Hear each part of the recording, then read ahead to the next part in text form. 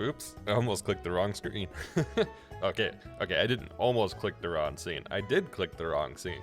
But I realized I clicked the wrong scene and then clicked the right scene, so I redid the stinger transition. Anyways, how's it going, everybody? Also, I know you're in there, Melon. So hello, Melon. How are you? How's everybody doing today? Let me get a shout out since I know somebody was here. You should go check out Melon. They're a heckin' good friend, and they do awesome stuff. You should go give them a watch and a follow if you could. I'd appreciate that.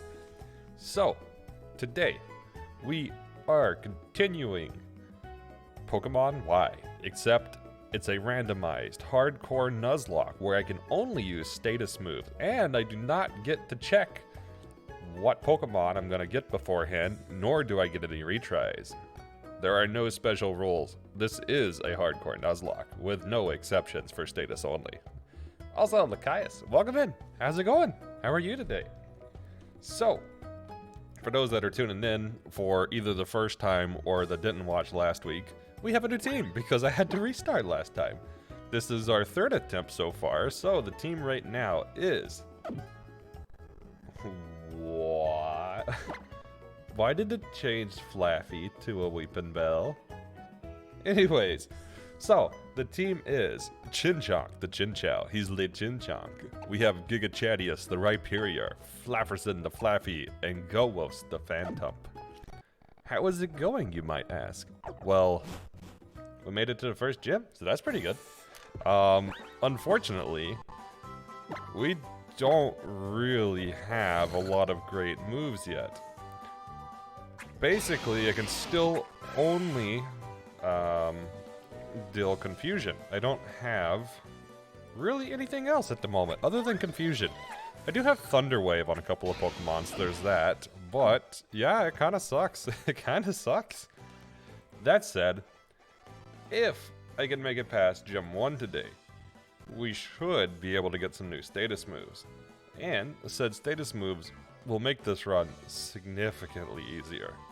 Will it be easy? No. Will it be a lot more doable? Yes.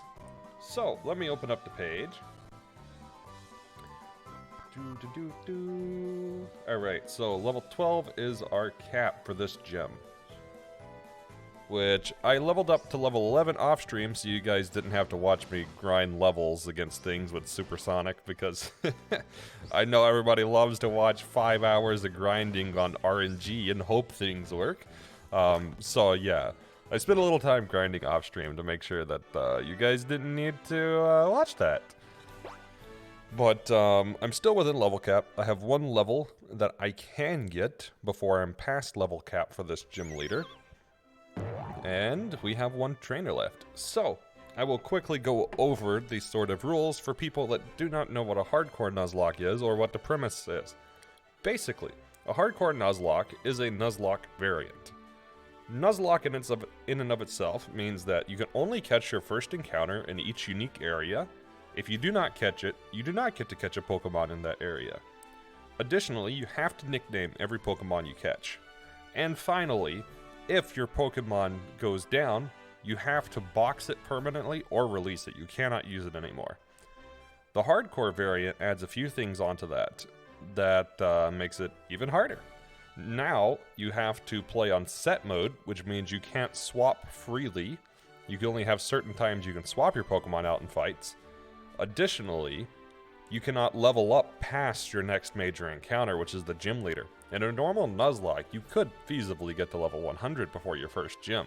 You cannot go past the gym leader's maximum leveled Pokemon in the hardcore variant. For those of you not familiar with status moves or much of Pokemon in general, status moves are moves that cannot deal direct damage. Basically meaning that I can't directly damage the opponent. I have to indirectly damage them. There are some RNG elements to that, but generally speaking, the RNG isn't too bad unless you're relying on Supersonic like I am for the start. Let's see, what other additional things are in here? No battle items in battle, so I can't use anything like a potion to heal. I can't revive. I can't use poison heals or anything like that. Anything else I should mention? I think that's pretty much the premise. So, does it make the game hard? Oh, very much so. It makes the game very hard. Is it doable? I don't know. We'll find out. So, let me look up the first gym in Kalos. Because I need to know what level these guys are. Oh, one last thing. This is a randomized Nuzlocke, meaning I can't look up the encounters ahead of time because I have no clue what they'll have. They might or might not have the same Pokemon. There's a very, very low chance they have the same Pokemon. So low that it's not going to happen. Like, it's not going to happen. So I have no clue what I'll fight. I could walk in and fight like a team of just legendaries, or I could fight a team of Magikarps, or anything in between. So, let's see. I think I was looking this up on Bulbapedia. I am looking for the Santaloon. I think it's Santaloon Gym. Yes, this was the page I was using. So, we have one required encounter, which is Last Charlotte. She has a level 7 and a level 9. What she has remains a mystery. So, let's put...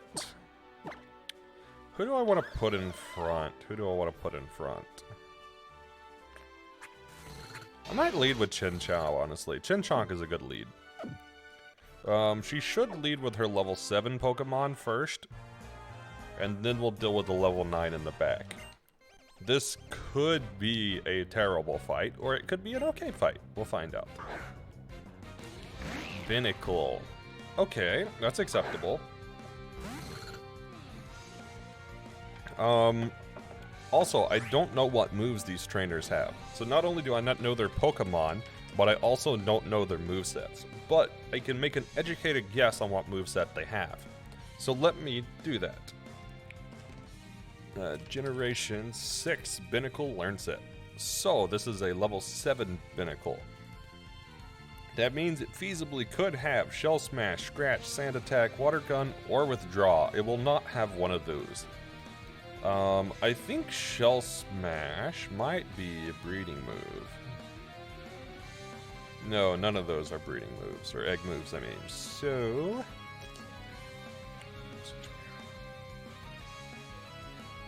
yeah, it might actually have Shell Smash, which is kind of bad. Shell Smash and Scratch would be the worst things for it to have. I'm gonna start with Thunder Wave in that case. Because if it Shell Smashes, it'll get speed, and I don't want it to be faster. This will also give it a chance of losing its turn. Hey, look at that, it lost its turn. So beyond that, I'm going to Supersonic. I think we're safe. I'm going to set up Supersonic and then I'm going to swap out.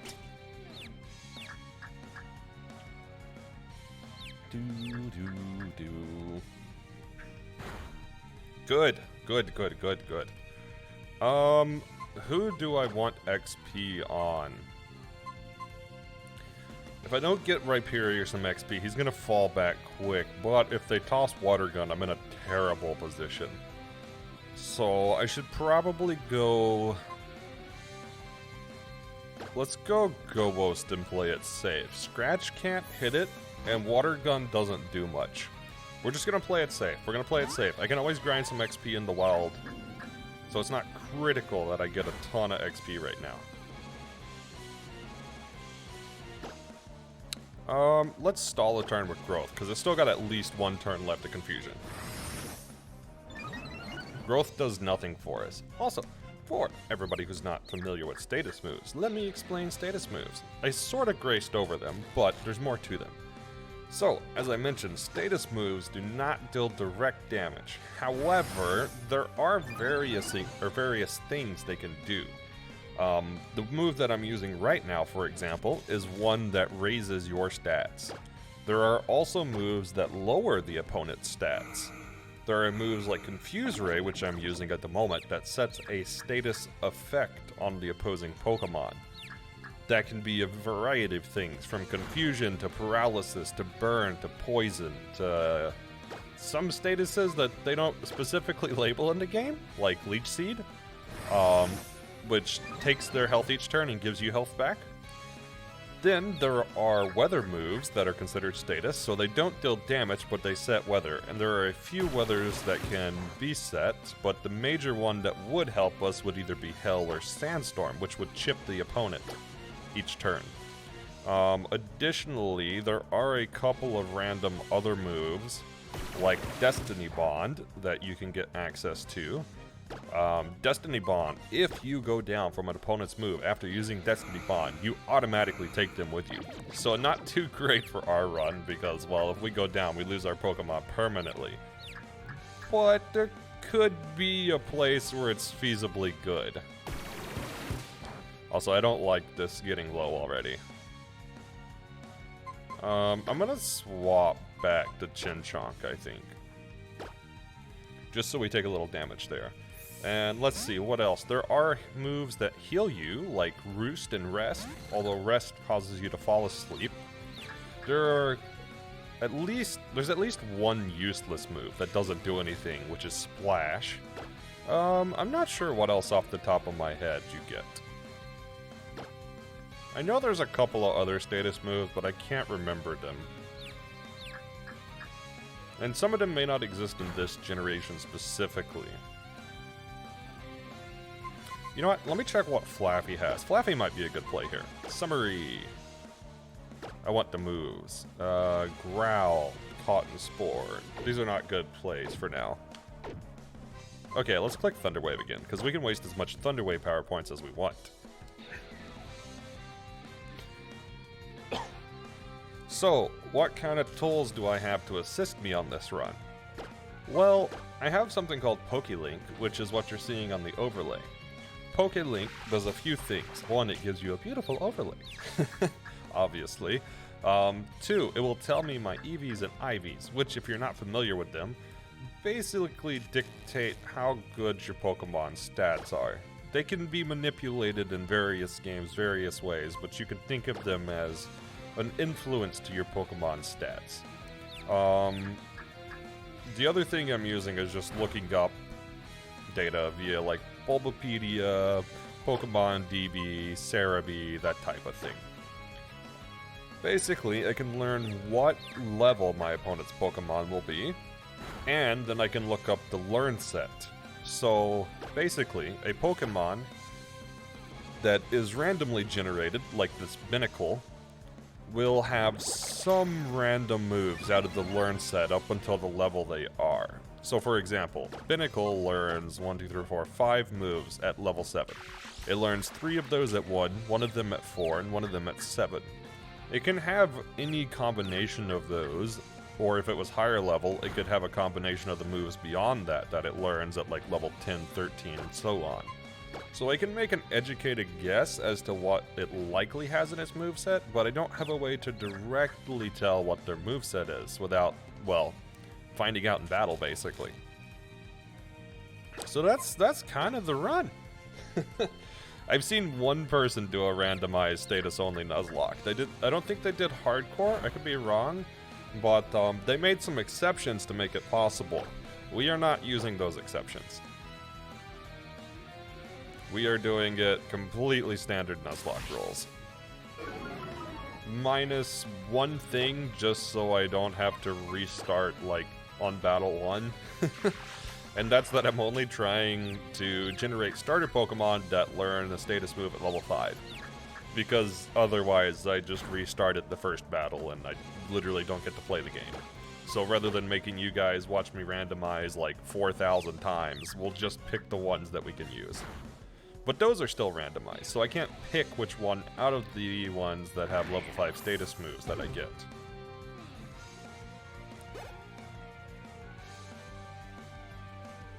Wait, which side am I on? Okay.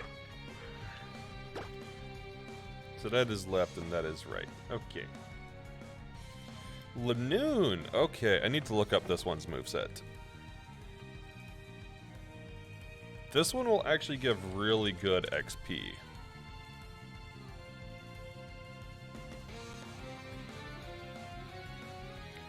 Ooh, Lanoon learns a lot of level 1 stuff. What is it, level 9?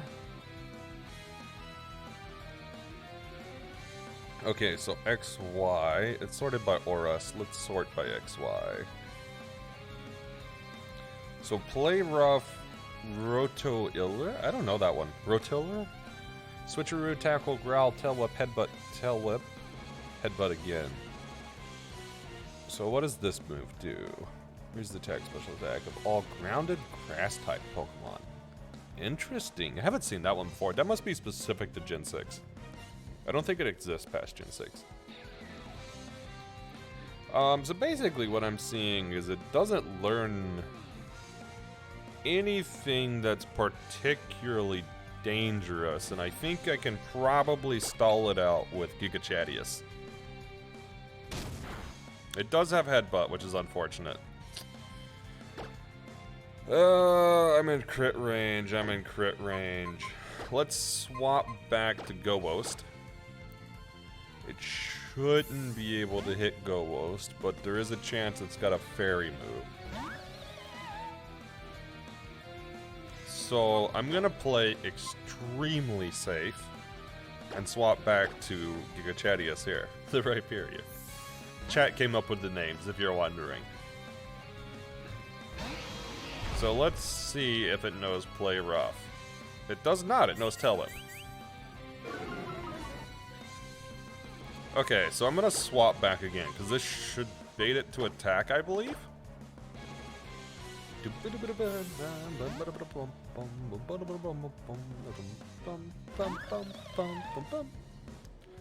Yes, okay, so it does not have Play Rough.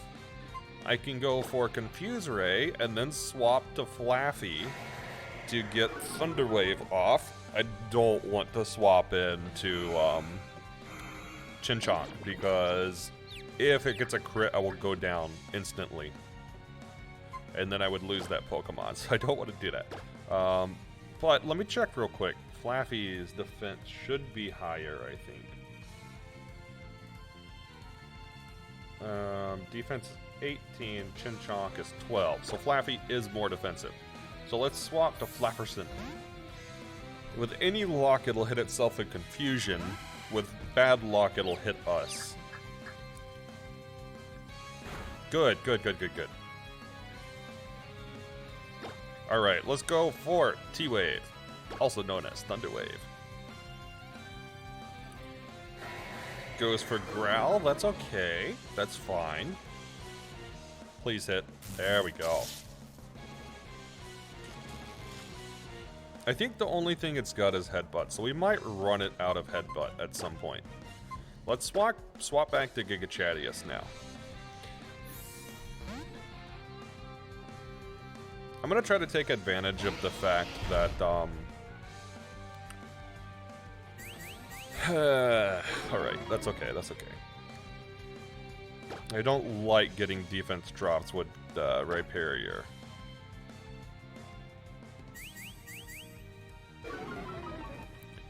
But I want the defense drops there.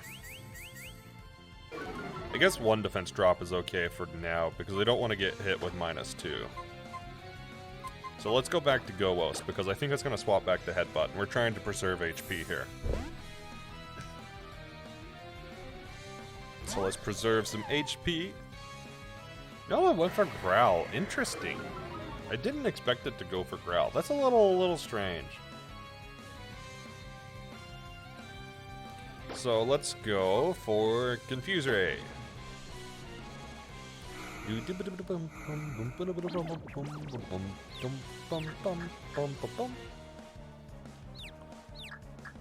Hit yourself. Still with the tail whips. I wonder if it's out. It shouldn't be out of Headbutt. No way. Unless we have pressure, but I don't think anybody is a pressure ability. Also, this dude should lose a turn soon. He's had way too many turns where he's not been affected by paralysis or confusion. Really? Out of confusion already? Okay. This is gonna be one of those fights, it seems.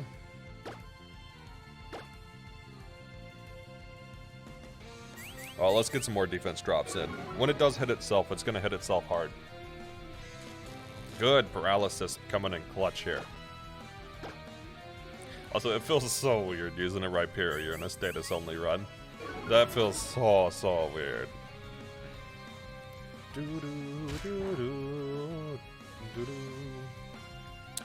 Yeah, that did nothing. Alright, let's go for one more defense drop. I might go for -6 if it just attacks again. Paralysis, even better.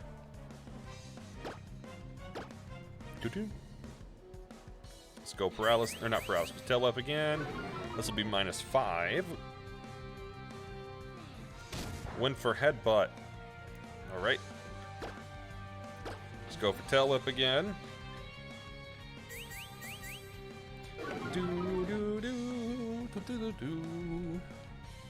Okay, now we swap back and set Confusion.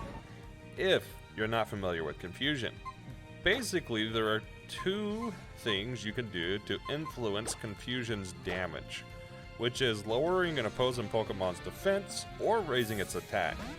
Basically, the Pokemon hits itself, quite literally, so it uses its attack stat versus its own defense stat. So we can sort of manipulate that by lowering its defense. I don't think raising its attack is a very good play, considering, well, they're going to hit us too sometimes. But we can manipulate it just a little bit.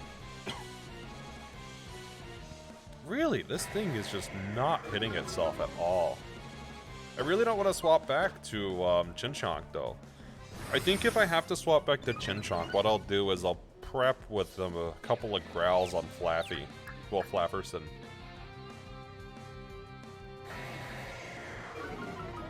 I don't want to take it down too far, but I would like to take it just a little bit.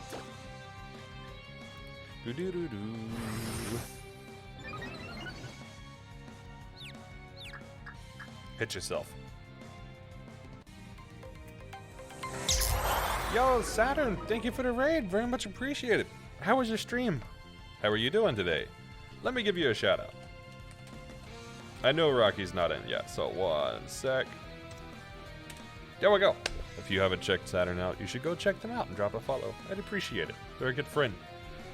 So, what were you streaming? Dragalia Lost. How'd that go? Is it still? I think it's still confused. Solus Growth.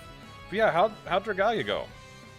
Also, welcome in, readers. I am Glitch the Box Links. If you don't know who I am, I'm a Lynx that does challenge runs that nobody's ever done before. Or if they've done them but said they're impossible, I'll take them on too. Nah, I do other things and play casually too. But anyways, yeah, how was your stream? Should be out of confusion. I'm not paying attention. I should be paying attention, but that's okay, that's okay. Let me make sure sub-only's off. I'm pretty certain sub-only's off, but maybe the bot didn't disable it. Okay, it did. Good, good. Hey, there we go. We finally got a hit. Dragalia went well. I don't think I've actually played Dragalia Lost. You also finished Edna and Harvey. Did you finish that today, or did you finish it last time? Or previously, I guess. Not last time, but previously. Hey, we got the fight. All right. Finished it today? Nice. So, what's the takeaway? What's the takeaway? Is it a particularly good game? Is that the takeaway? Or, I don't know. What do you think? What do you think?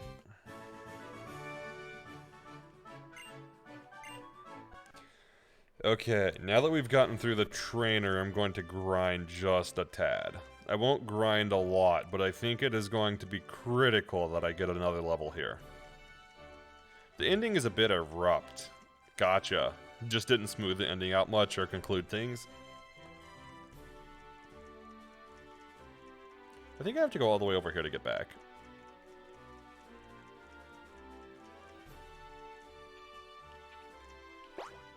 There we go. You guess they set up for the sequel?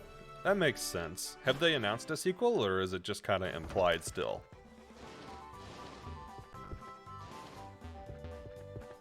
May try that out in the future. I can say, I know a lot of games try to set up for a sequel, but I don't know.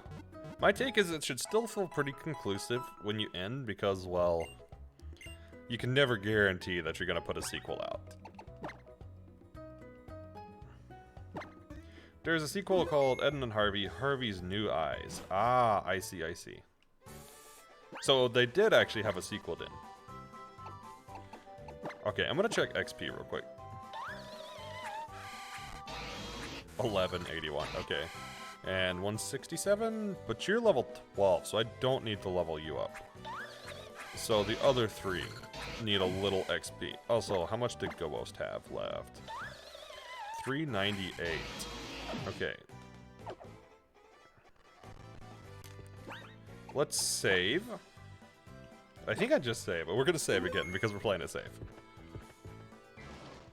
And who's in the lead? I think Chen Chong should be leading. Yep. Okay. And I'm just gonna get a tad bit of XP. We'll play it super safe. Also, does Dragalia have a sequel? I'm honestly not sure.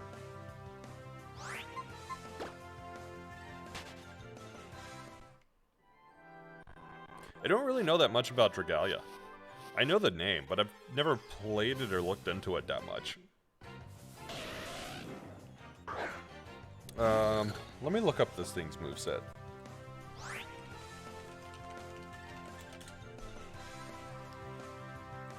Ponyta, Gen 6, learn set. It should only know tackle at this level. Okay, so I can get some experience on this one.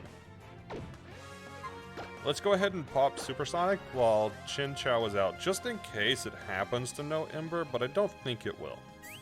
Dragalia has no sequel announced. Ah, I see. You know what? Let me look it up real quick, because I don't honestly know what style of game it is.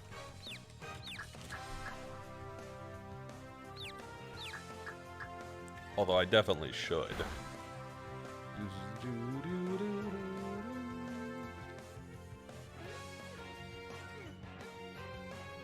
Ah, so it's basically an RPG of sorts. Turn-based, it looks like.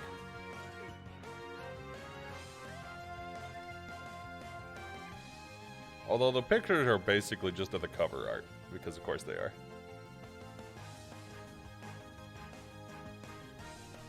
It's a mobile game, gotcha. 45 days until end of service. Huh. I know I've heard of it before, but like I said, I've just never played it or really looked into it. Also, does that mean you were streaming from your phone, or how did you stream it? Just out of curiosity, because I've never streamed a mobile game before because, well, I don't really know the process for it, right? But it's interesting. I've seen some people stream from you know what, I have streamed from my phone one time. That was a very long time ago and significantly different than anything I do now. I forgot I had done that. I have technically streamed from mobile one time. I did a longboarding stream. That was a long time ago. Use Connect app on Windows. Oh, that makes a lot of sense. That makes a lot of sense.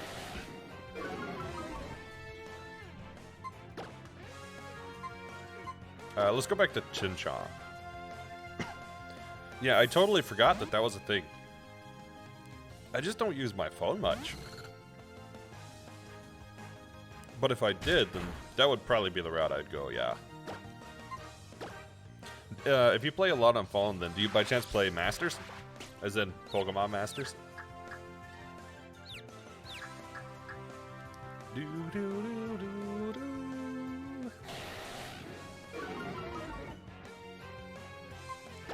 Alright, let's go back to Gigachadius.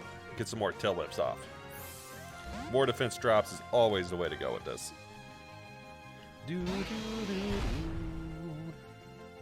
Honestly, I mostly used it to play Dragalia. It's been your hyperfixation for the last 4 years. Ah, gotcha.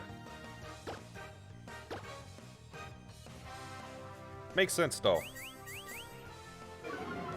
I tried to use the Connect on Windows with my previous phone, and I had a lot of issue with it for whatever reason. I think it was just because it was not a mainline phone, and I don't think it was particularly integrated well from either side with the particular model I was using. I bet the phone I have now would probably work fine, though.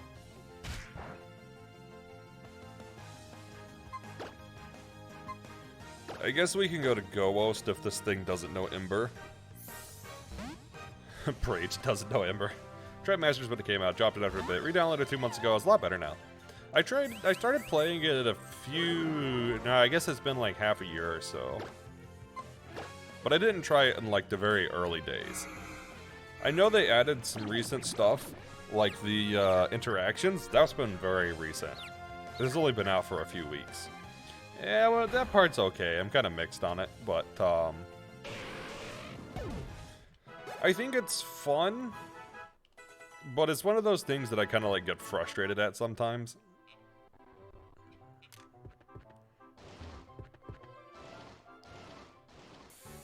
Mostly just because it's like, I don't know, it feels like a paywall sometimes.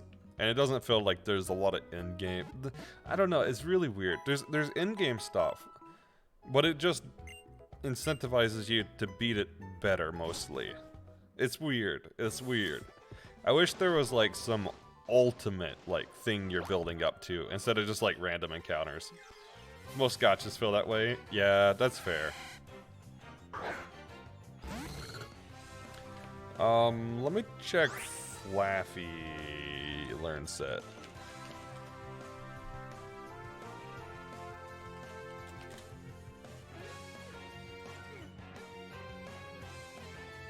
You can know Thundershock.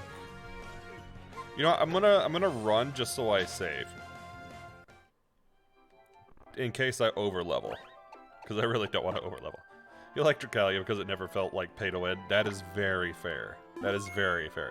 Yeah, I really hate pay to win games. Alas, that was its downfall. That also makes sense. It's unfortunate, but it's probably true. You gotta have funding somehow, but it's a weird battle. It's a weird battle. I feel like the older games did it much better because, well, basically, you didn't need to maintain the servers if you gave the players an option to host their own. But then you can't do that for all games. You can't do that for, like, MMOs. Well, you sort of can, because WoW unofficial servers are actually not too bad. But WoW doesn't directly support it, so it still made money, just, you know, corporations want more money. Oh, yeah, understand that. Buy the skin for $20. Oh, man. Masters is really bad about it. Masters is really, really, really bad about it. Wait, what? Right. No, corporate wants more money? Oh, no. How could that happen? Are you on my account back home? No. Wait, lol. You're using the same account for multiple PCs. I know who's using the account on the other one, but that's funny. And I love the no. Definitely not. Don't know what you're talking about.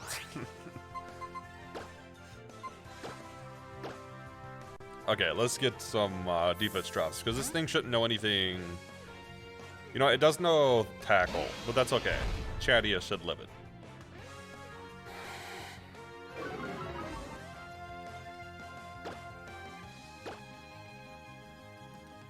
Okay, so let's get up at least 4 Teleps. This is going to get confusing. Which one am I talking to? I don't know. They're under the same username.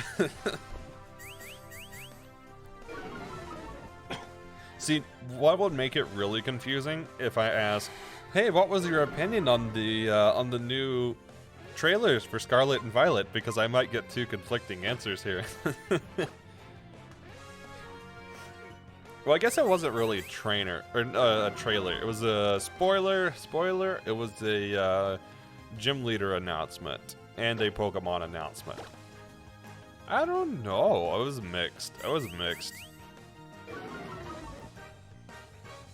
You can switch, just being silly. I mean, it's kind of funny though. It'd be really funny if you guys both answer and give conflicting answers like this.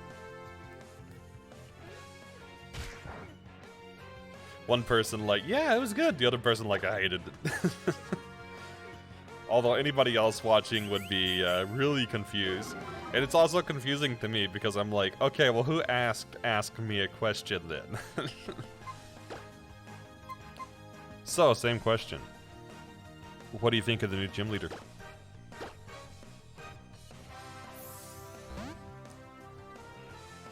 Not the Pokemon, just the gym leader. And I will spin my take on it while you both respond on the same account. In my take, I don't hate the new gym leader. I like the idea behind it, but I don't care too much for the style being like super, I guess, kawaii / almost obnoxious. But I like the idea. And I thought having like a gym leader do their own presentation in a video was actually pretty cool. That was actually pretty cool. The idea of a streamer is a little weird in the context of Pokemon. Maybe if the first one was one traveling first. See, now actually a traveling gym leader would be really, really cool. I imagine they had, what are kids into these days? It did feel like that a little bit. I feel like they didn't fully understand it, but they almost did. They just went with like the stereotype. But it would have been really cool if they had like dove into it more. Like, man, imagine if they had like fake alerts. Like, imagine if you just had like an alert pop up over the camera, like, so-and-so followed, so-and-so subscribed. Like, hey, that would have been kind of cool. Give up learning. Yes, we're not learning Bubble. Okay, I think we're good to challenge Gym now. Also, we had an influencer last gen. You guess streamer is a follow-up to that. Dude, who was the... Let me think through. Gen 8. Influencer. There was Milo. Definitely not. Raihan. Oh, I guess Raihan was, technically.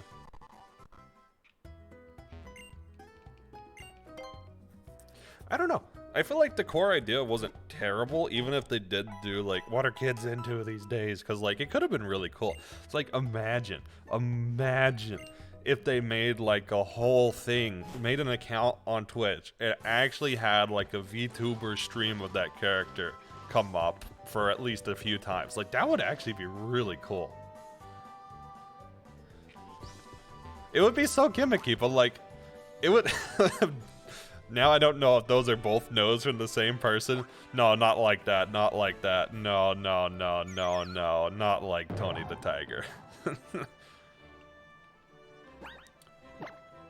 Hey, Melon is alive. You had to suffer Seraphine in League of Legends. See, it has to be tasteful. But it could be interesting. If it's executed well, it could be interesting. They'd have to pay somebody, like, independently. They couldn't be, like, specifically a Pokemon employee.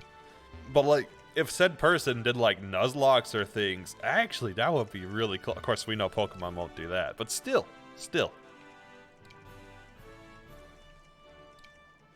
Don't play pretend with mental issues. I don't know, man.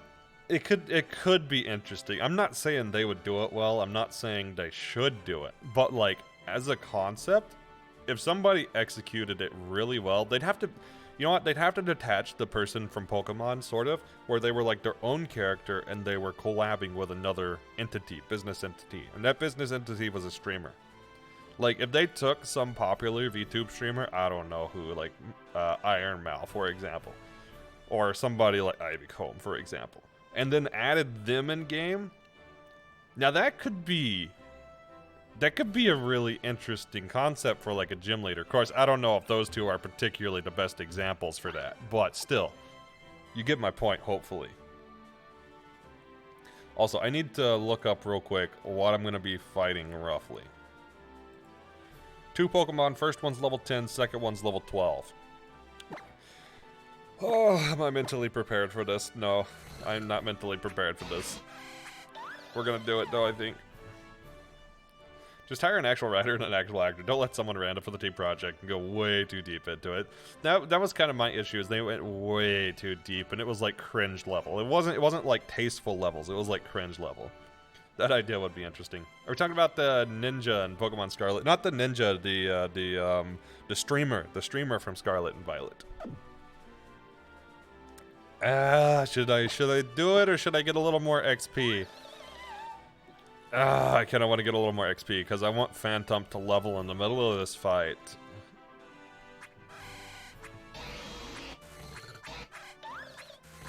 Yeah, I'm gonna get a little more XP. I'm getting a little more XP. Ninja the streamer. What? Are ninjas in Spain? Is it a Moor at least? Okay, it's supposed to be Iona or Lona. I wasn't really sure if it was Iona or Lona. Yeah, I can't level to 13, but I think making sure that I level to 13 after the first Pokemon would be really good.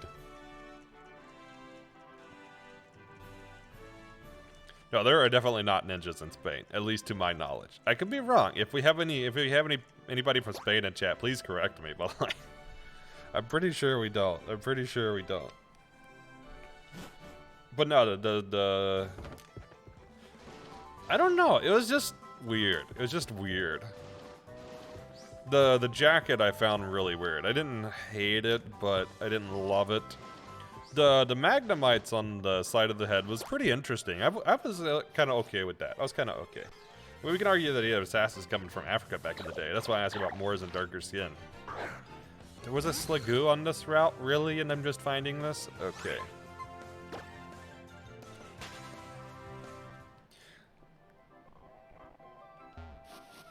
See, I don't know my history that well, so...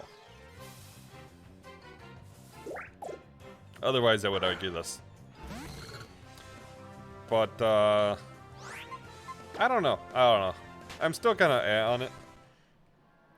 I guess it kind of pulled me back a little bit, I guess, towards wanting it, maybe. I don't know. The Pokemon was weird, too.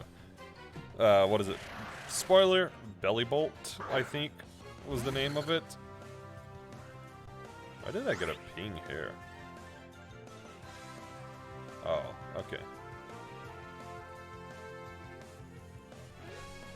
This is a random server I never get a ping on. I was like, what the heck? RNGs love to hide the best bonds after you've already caught one. It does. It does. I found a couple of other random ones in this route while I was grinding off stream, but I'm pretty certain that they're like the 1% chances. Someone show me. Saturn, this ninja. Oh yeah, Palkia is on this route. I forgot to tell you that. By the way, you kind of want to re-rig your model. I'm not keeping this model long term. So, like... I had issues with this model, but I am not keeping it long term. I've already got the other one in commission. That's why I'm not really investing a lot of time into it. The new model I've got in commission, the base modeling is done. So texturing is next, and then rigging and expressions, and then putting it into Unity. But I need to get back with some info before I continue. So 530, 460, 261.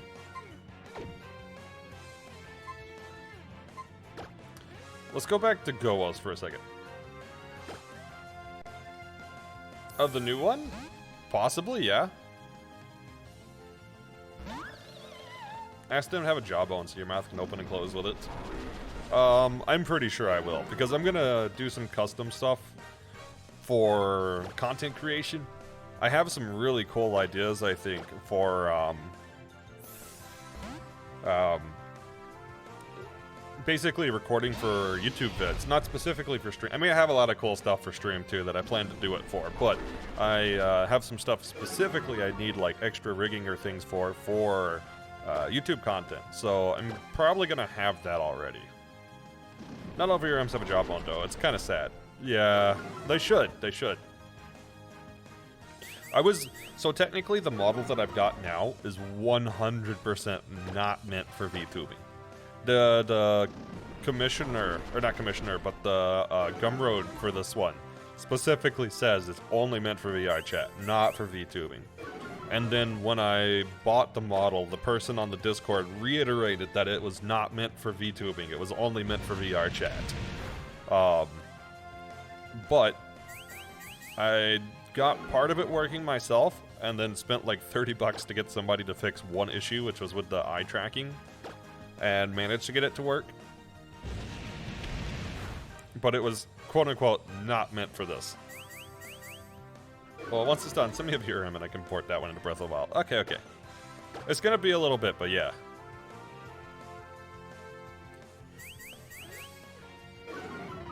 Yeah, I don't know why, but like... No, this one was really strange. They had to like mess with the base model. Cause like, there were guides on getting eye tracking working, but it didn't work. And then the other person that I had fix the eye tracking was like, oh, I could do that, that's easy. And then they grabbed the model and they were like, wow, this doesn't work. And then they had to go back and edit in Blender. I don't know what was wrong, but yeah, there was something with it that just like would not eye track for whatever reason.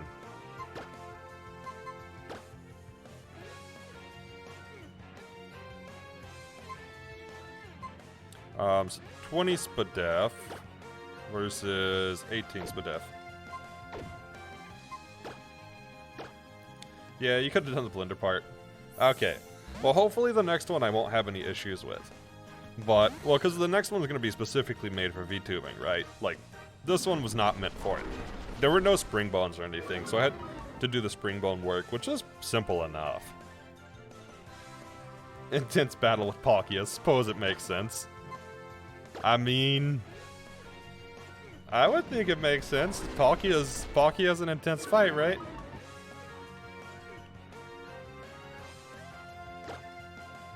Okay, just paralyze it. Or not paralyze it, but confuse it. But yeah, I'm actually really excited about commission stuff. I've been keeping up with the 2 people I've got commissioned for new emotes. And I'm up to number 6 in queue for one of them, and I'm 3 in queue for the other.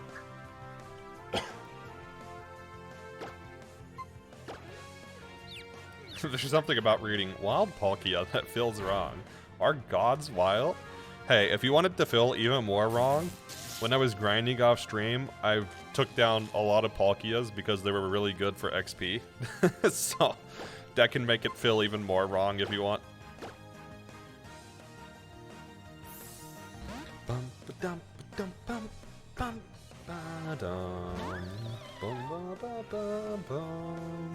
Oh, you gotta be kidding me. Snapped out of confusion right then. Alright.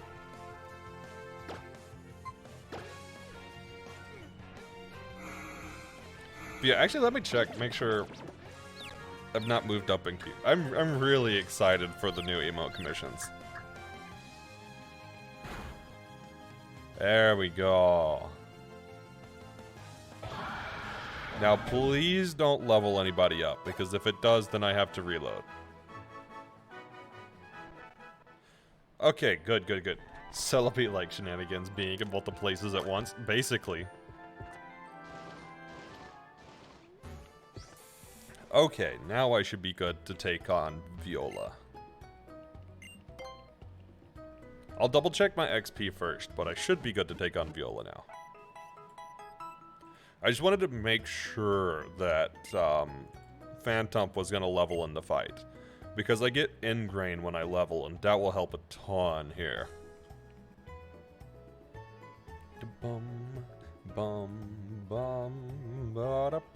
Hey, I moved up in queue. Yes, I'm number 5 for emotes on their list now. I am so excited for these. Yo, Arrow, welcome in. Thank you for the sub. How's it going, man? Sub is very much appreciated.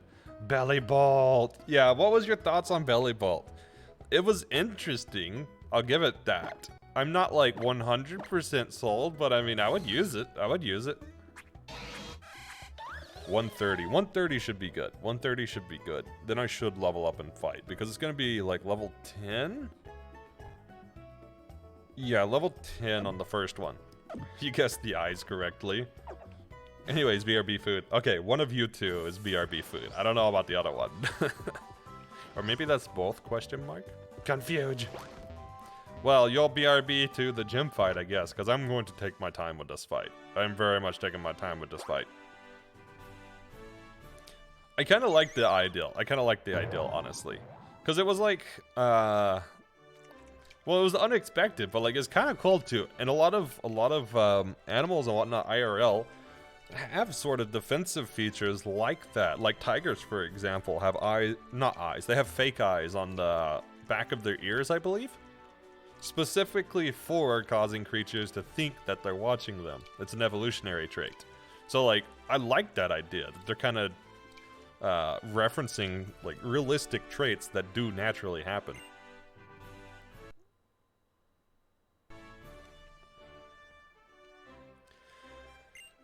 Alright.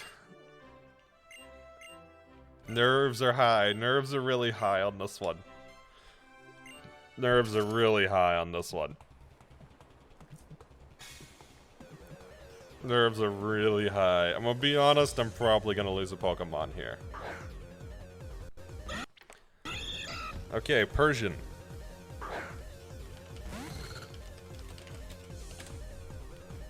Yeah, what's your take overall, Arrow, though? So besides the eyes, just the overall take on Bellybolt.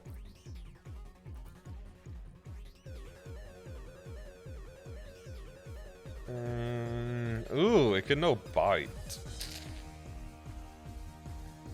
Oh, this is not a great matchup. No opinion? That's fair. That's kind of where I'm at. I like the eye thing, but as far as like the overall design, I'm just like, I don't know. It's okay, I guess. Let's start with paralysis.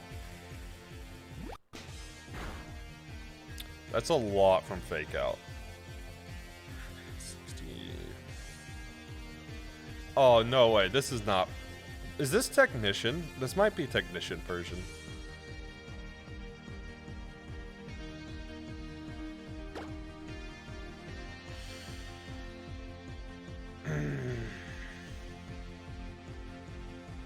I think I got a Thunder Wave here. Okay, I went for Growl. That's okay.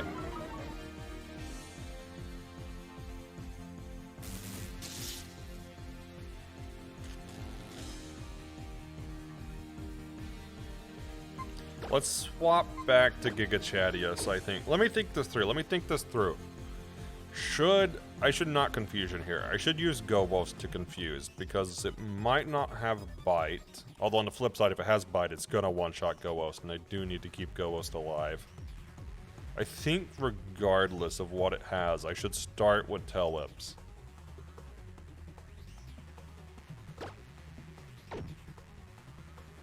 Maybe I should Growl twice first. Let's go to Flafferson and Growl twice.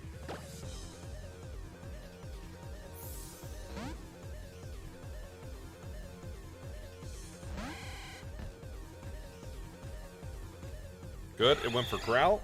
Doesn't affect us really because we can't attack, so... Alright, let's go for Growl and hope it loses some turns to Paralysis. I know it's got Fake Out and Growl. I don't know what else it has. I'm only gonna go twice, though, because we have to rely on Confusion.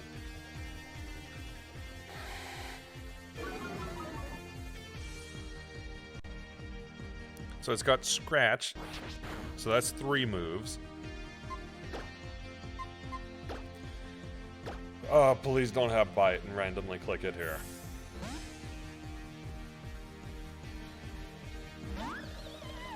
Wait, why is it saying Flafferson is dead? That is not correct. Okay.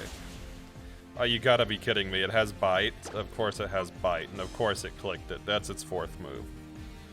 Well, I guess I pray for no crit.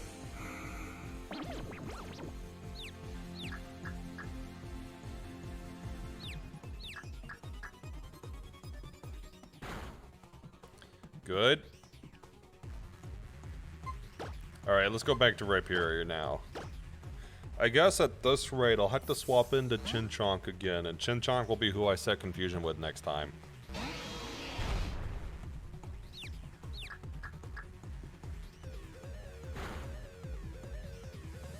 Good. Alright, let's start tail whipping. Oh, you know what? There's a question I've never asked myself about Pokemon before that, now that I'm thinking about it, is really interesting. Okay, consider this, If a Pokemon has Technician, okay? Technician boosts what, 60 base power or less? Yeah, 60 base power, I believe.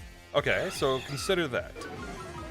If a Pokemon hits itself in Confusion, what's the base power of that? Because if the base power of Confusion is 60 or less, it would only make sense that Technician boosts it, right? I've never thought about that before, but it's interesting.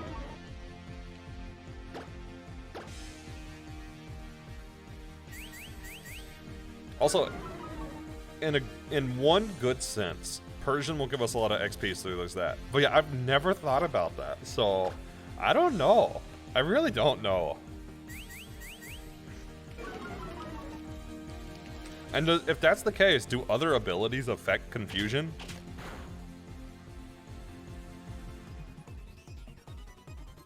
Okay, Bulbapedia, Confusion.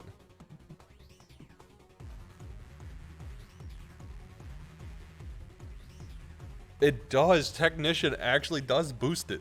Apparently, Confusion is a base 40 typeless physical move. I knew it was physical. That is really interesting.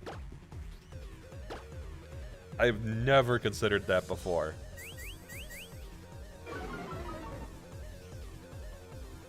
Although it is unaffected by Life Orb.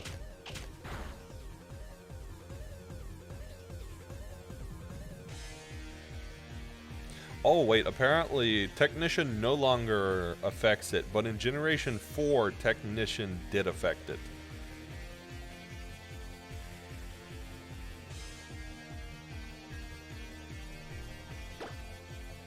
Yeah, apparently it stopped. It was only one generation. You have to wonder if that was an oversight or intentional. Because that's such a, like, weird case, like... I'm not certain the development team really thought about that when they built Technician.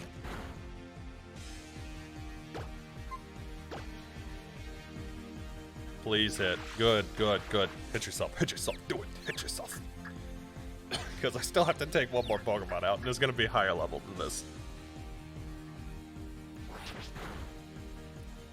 Alright, I need to save Chinchonk at this rate. No, not Ghost, we're going to go to Giga Chadius.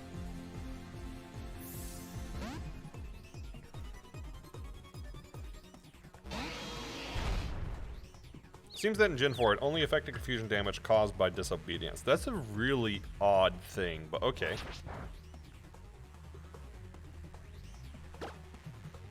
Okay, we're gonna Tail Whip again.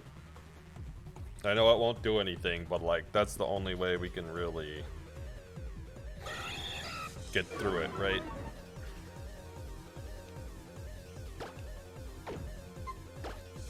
God, it goes for Bite against Giga Chadius.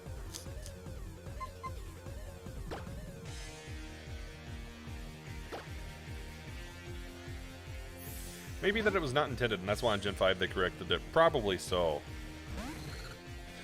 Still interesting, though. It's just like one of those strange things, like, I don't know, I've never thought about that before, or considered it.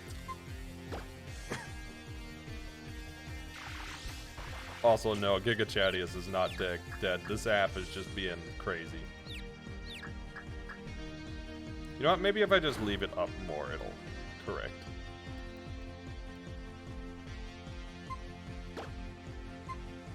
Alright, let's go back to Giga Chadius again.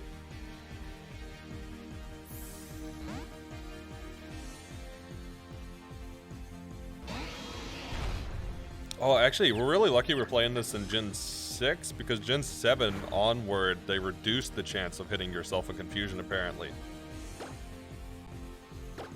Hit yourself one more time. No, she's got a potion. I guess it's kind of good she uses it here instead of on the next Pokemon, but still... I guess I'll go back to Chinchonk. I really don't want to lose a Pokemon here, but I'm pretty certain I'm going to lose a Pokemon in this fight.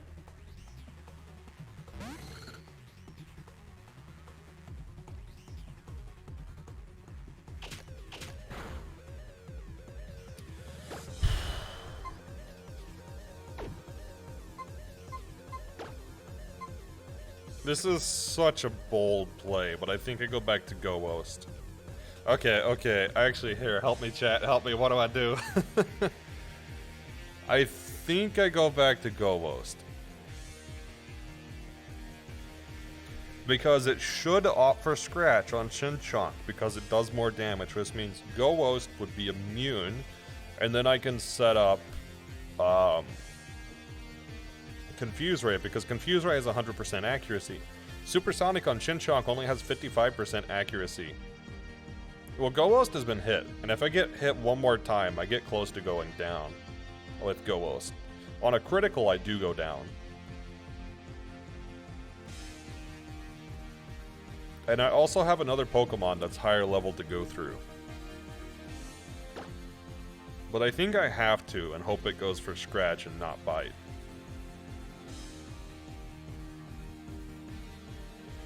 Because Scratch will take Shinchonk down. Yeah, I don't know why it's not loading properly, but whatever. I think I'll just turn the health bars off of it. Can I do that from here?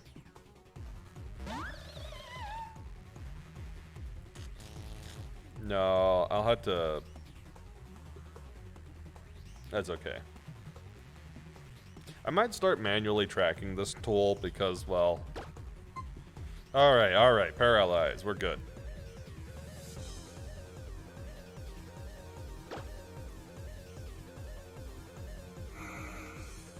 Yeah, I think I'm just gonna manually do it after this stream because I'm having a lot of issues with this app.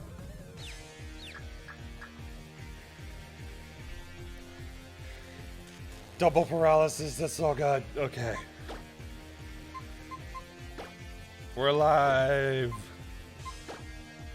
Go to Rhyperior. We had our Stroke of Luck. Our Stroke of Luck's over, so go to the defensive Pokemon.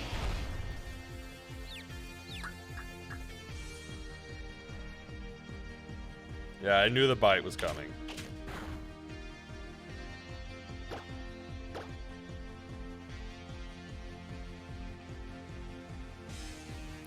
Really? It's already through confusion, alright.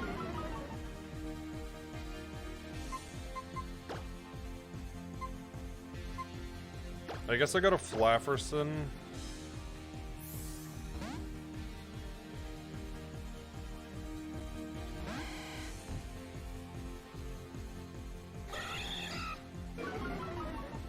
Still went for Growl. I don't know what it goes for on Flafferson.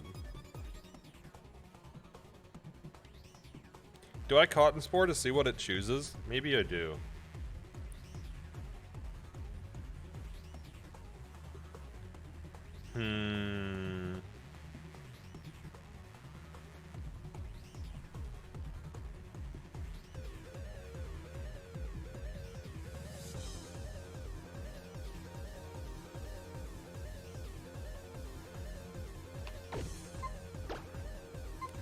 Maybe I just go straight back to Ghost.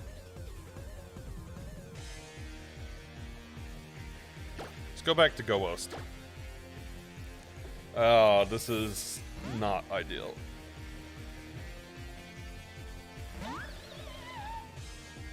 Okay, paralysis. We're good. We're good.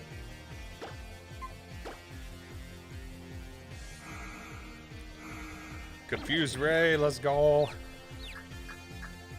Do your thing. Hit yourself.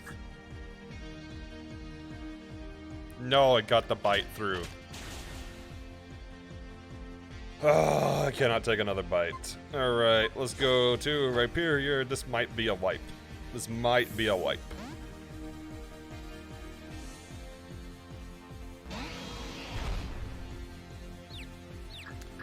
How many power points does Bite have? 25. There's no way I'm getting through it that quick.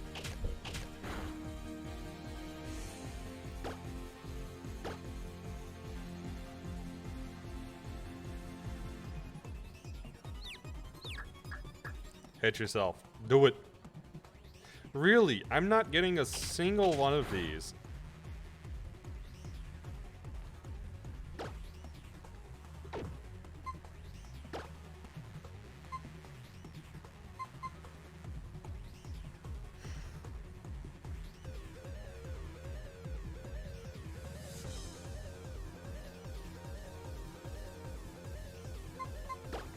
I have to go Flafferson one more time.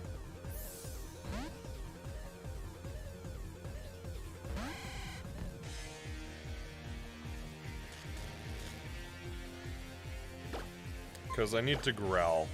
If I growl once, I live one more hit on both Chin Chow and Go-Wost.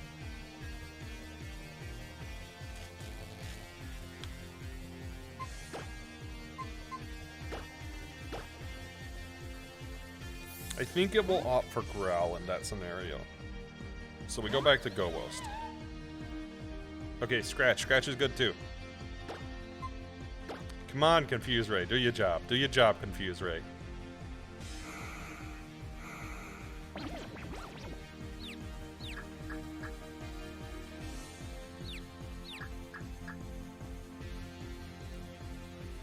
Still got through. Come on. Alright. Ghost is not going to be useful anymore.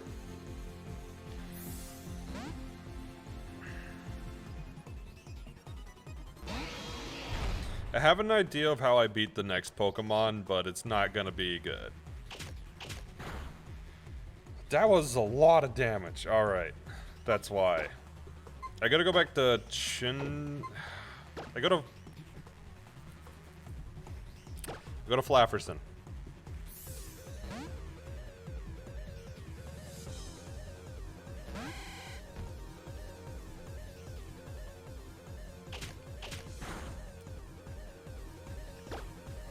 This thing just has a lot of HP. And I'm getting really unlucky with the Confuse.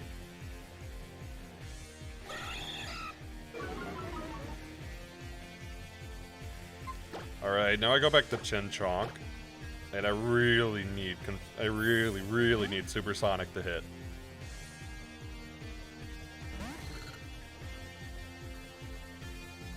Okay, paralysis, let's go. Supersonic, don't fail me now. No! Ah! Okay, I should live this. I mean, I don't have any option to take this thing down other than Supersonic. You've got to be kidding me.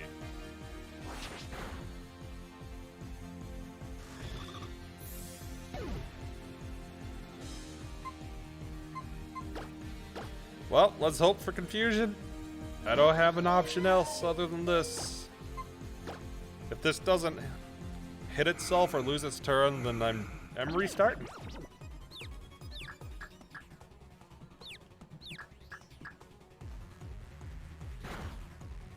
Well, it hit itself. So start. If it takes itself down, I do have a route to winning this fight, even if we lose Chinchonk. But we gotta get through Persian first.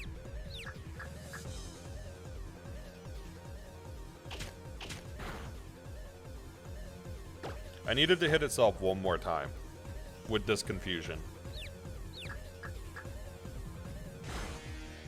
Okay. So I swapped to Flafferson here. I need some divine luck, guys. I need some divine luck on this. I need some really divine luck here. That was pretty divine luck. That was pretty divine luck. I'm gonna Cotton Spore. I don't want to growl.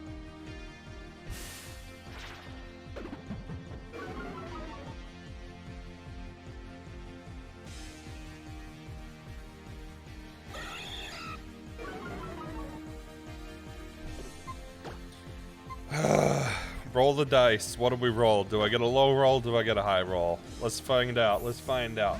Did I roll a 1 or did I roll the 20? If it doesn't click bite, I roll the 20. If it clicks bite, I roll the 1. Okay, okay, okay. RNG gods, I preach to you. Make it lose this turn. I don't care if it goes down this turn, just make it lose this turn. Paralysis is fine.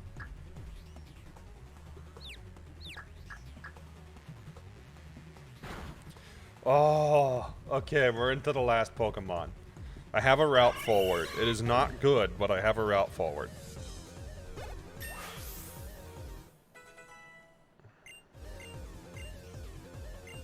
Because we get Ingrain, and specifically because we get Ingrain, I have a route forward.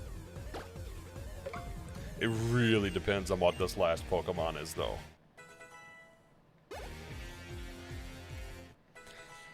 Everybody's gonna level up too, which is so good. Octillery. Okay.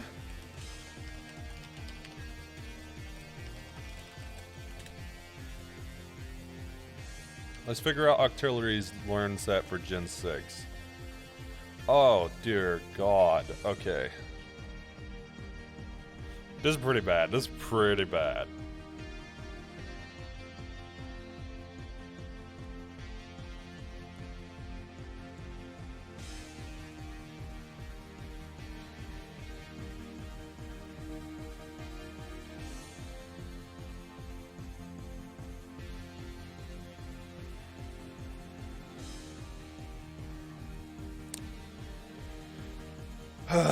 So it can learn Aurora Beam, Constrict, Gunk Shot, Psybeam, Rock Blast, Water Gun, Constrict, and Psybeam again.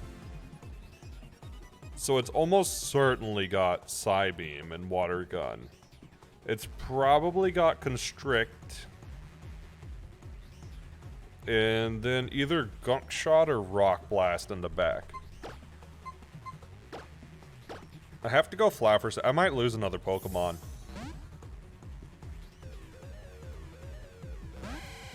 I have a strategy, but it's gonna suck. Psybeam, that sucks so bad. Okay.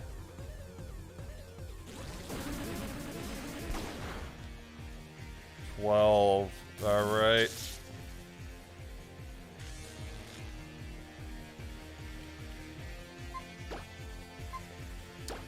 I have to try to save as many as I can. I need Pokemon after this battle. You know what? This is Ice-Sack Rhyperior here. Ice-Sack Rhyperior. Oh, that's so bad.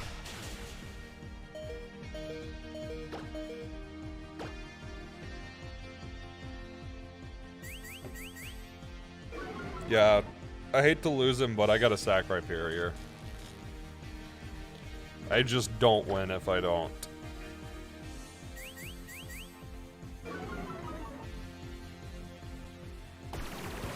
I'm sorry, Giga Chadius.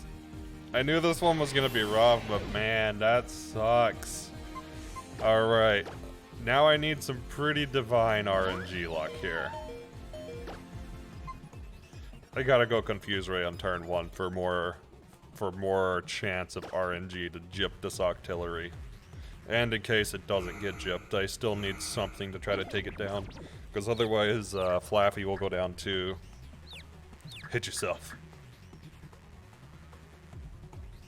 Okay, Paralysis is good. Paralysis is good. Now we're gonna Ingrain. I need it to lose this turn at a minimum. But preferably, I need it to lose 2 turns. Hit yourself. No! Alright, that's a wipe.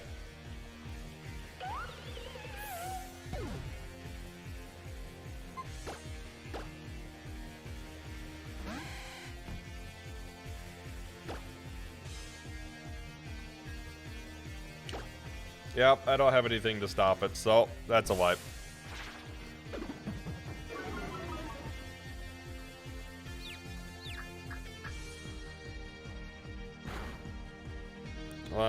Yeah, I guess it... I don't think it can kill itself here.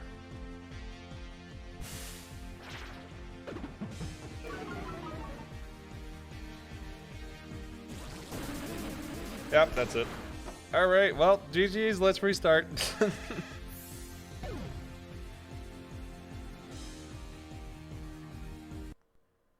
Alright, give me a second.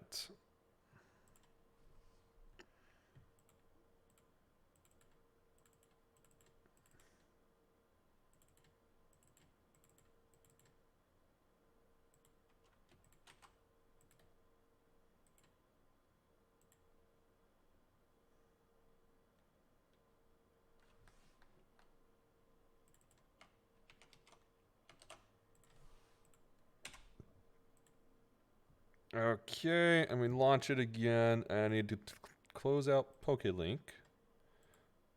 Delete session. Okay, no sessions found. Add new session. Individual run.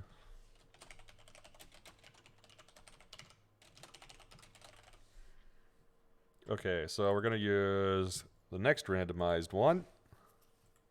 I want to do manual party management for this.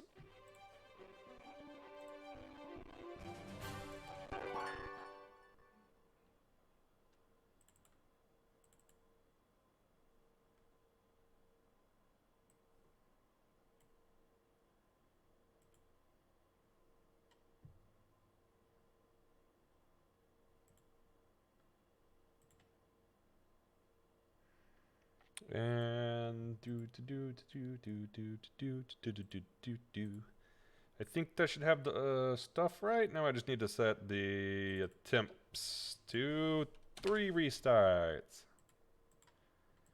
And before I continue, I'm going to take a second to hit the bathroom and get my next tea. So I will be right back.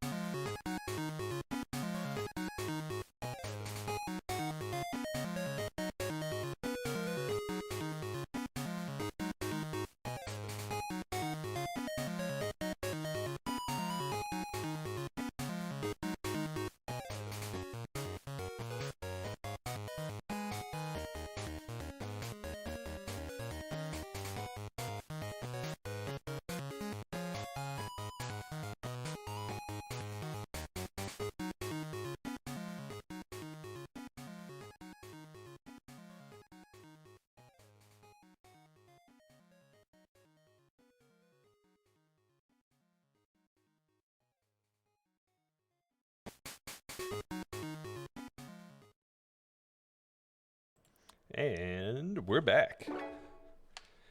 It's unfortunate we had to restart, but oh well. I'd be upset if I was at, like, the champion.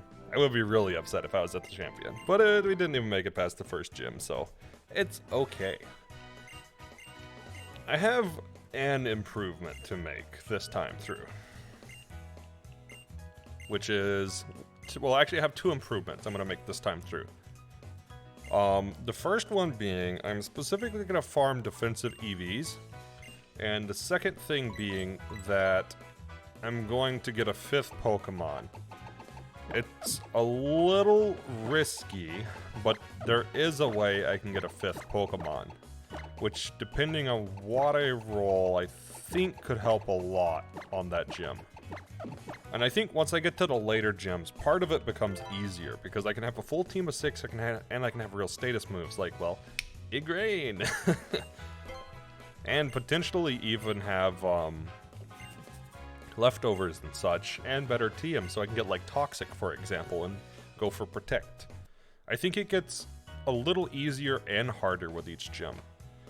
Alright, so let's look at our Pokemon. We have Coughing, the Grass type, the Fire type, Lickitung, and the Water type, Trubbish, because those are definitely what they are. Alright, let's check out Learn Sets. Coughing, Gen 6, Lickitung, Learn Set, Gen 6, and Trubbish, Learn Set, Gen 6. Alright, let's figure out who to start with.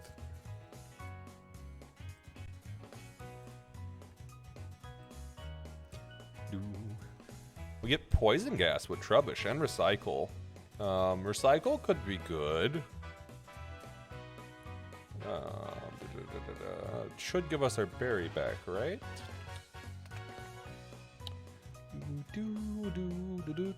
Yeah, we get the berry back. That actually might be pretty good. Lickitung gets Supersonic, that's it.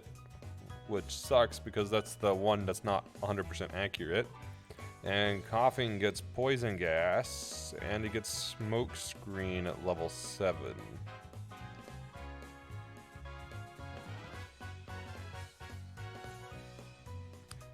Do do do do do do do do do.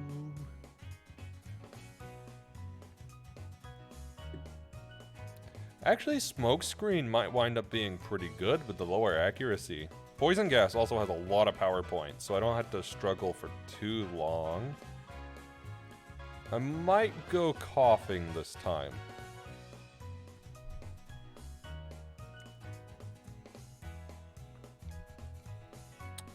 What do you guys think? I'm looking through the Learn Sets. Trubbish is a little better for the first fight. You know, Trubbish does get Toxic Spikes, too.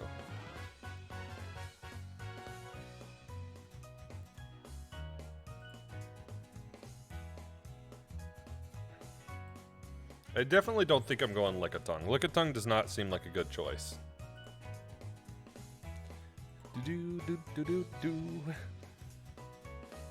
Yeah, the only real good thing Lickitung would get naturally would be, like, Disable. The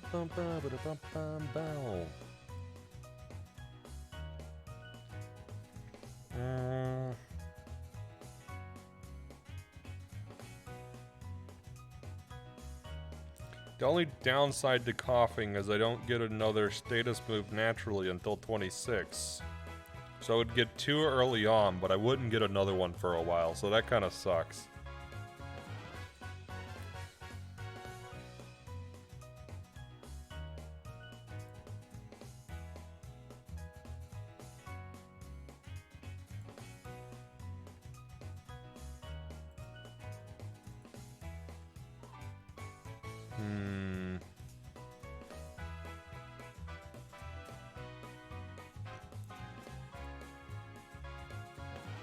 You know what? Let me look up a couple of things real quick.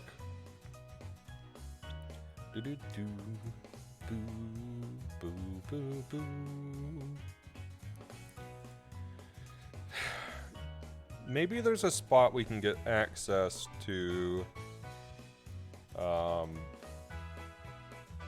a TM or something first, like Route 22. What does Route 22 have? Route 20, well, it's got Earthquake. That's not useful. But it does have some other natural objects that could be useful. We can get a Tanga. No, we can't get the Tanga Berry yet.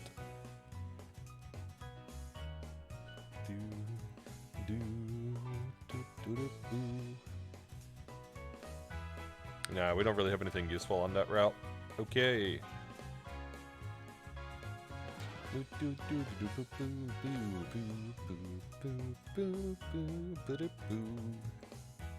You know what? I'll go with Trubbish because I think Trubbish is going to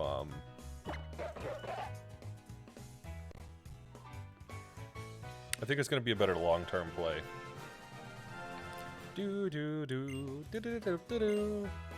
Alright, so what are we nicknaming it? Let's get some nicknames. Oh no, I've got the nickname. It's, are you ready for this? Are you ready for this?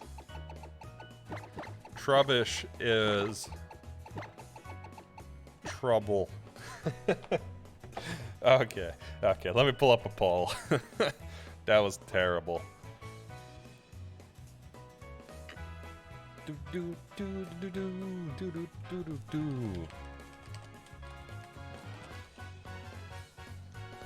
What else should we name? What else could we name? What else? What else? What else?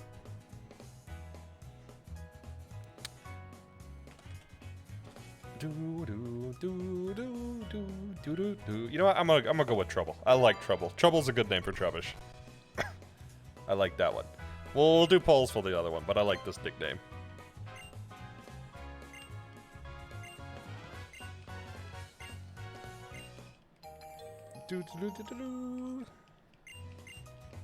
Now we just need to make it past the first fight, which actually might not be so easy.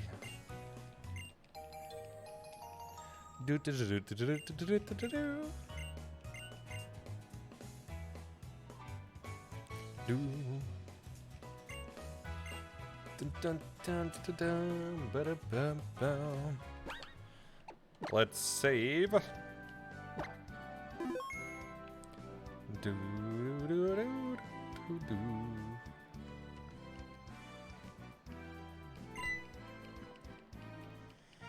Let's see how bad this is gonna be.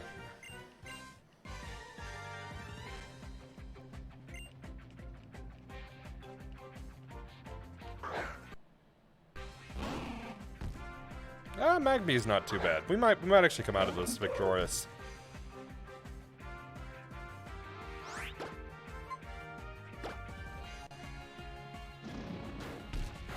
Okay, maybe not. Maybe not. Maybe we won't come out of this one victorious.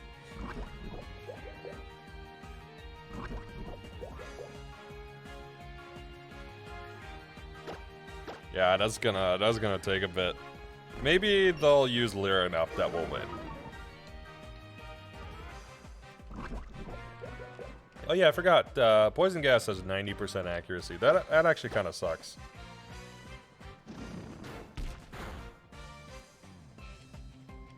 Wait, I thought I turned automatic tracking off.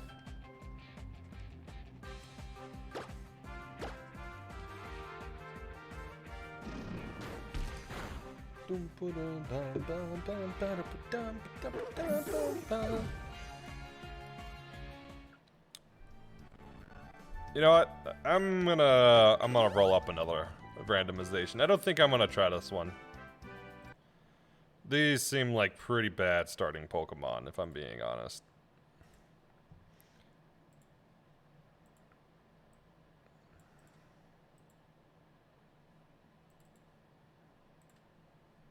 Oh, wait. Stop.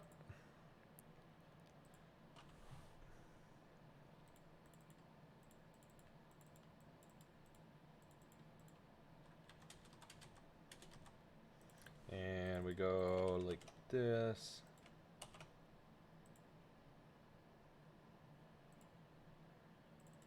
Okay, that should be correct. Now,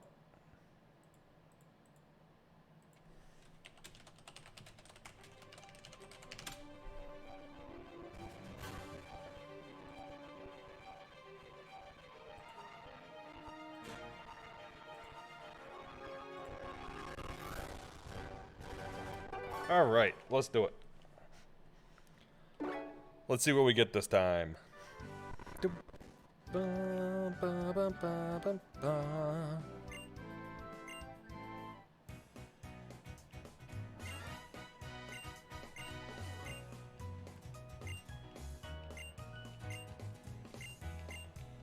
I have no clue what's on this randomization, so I guess we'll find out.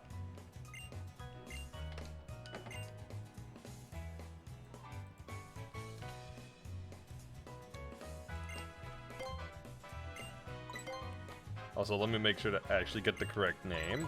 There we go. I wish I could save in between this and the starter.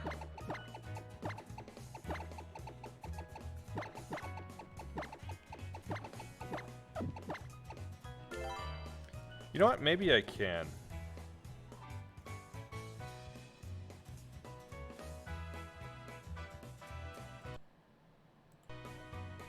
Maybe that'll work.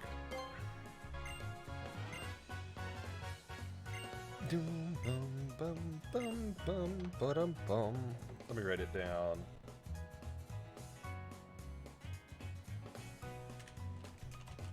Oh, this actually might be a good start.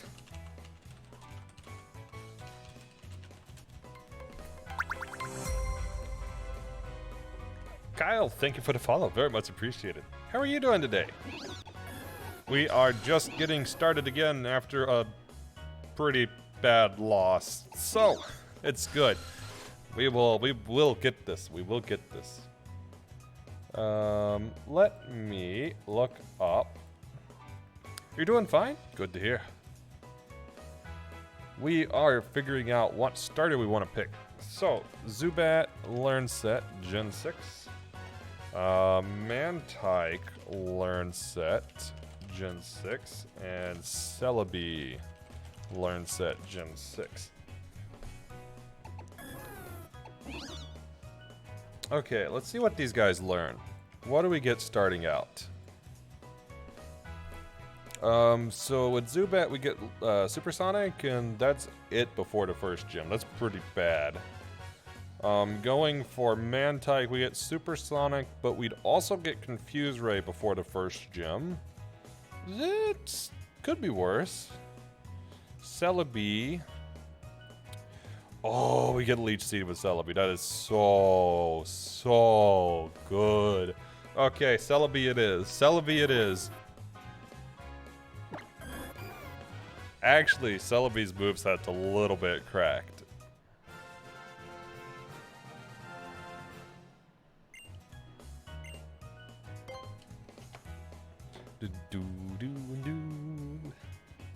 Okay, so let's poll. What should we do for nicknames? Let's get some Celebi nicknames. What would make a good Celebi nickname? Maybe Leaf?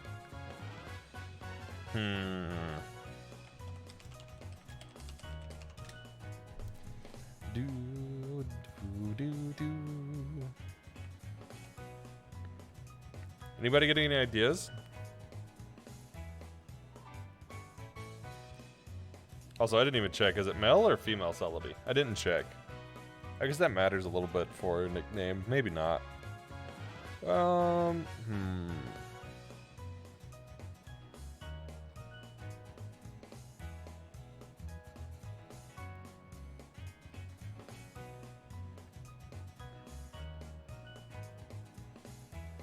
know what? Maybe we'll just go with Leaf. Let's go with Leaf.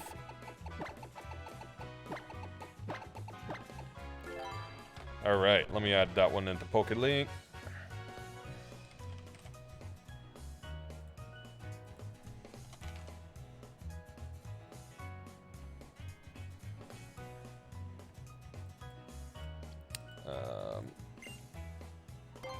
This is Vanaville Town, right? I'm pretty sure this is Vanaville. Okay, I gotta add the info into this.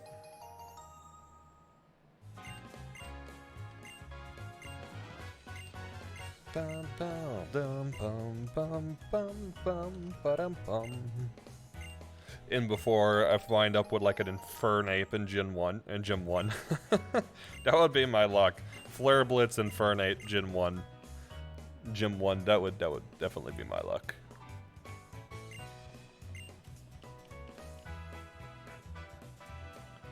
Alright, so, Pokemon, let's fill in the details. It does have Leech Seed. Alright, we might actually get this attempt then. It's got Mawilite. Alright. What's the nature? What's the nature? You should be able to see nature, yeah? Impish.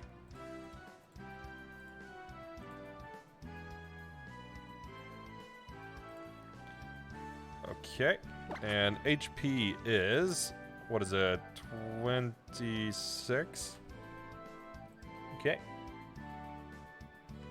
You know what, I'm just gonna try the automatic detection.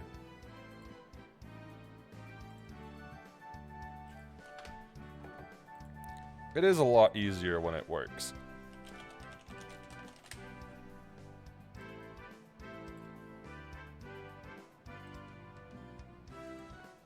It's just not been working very well today.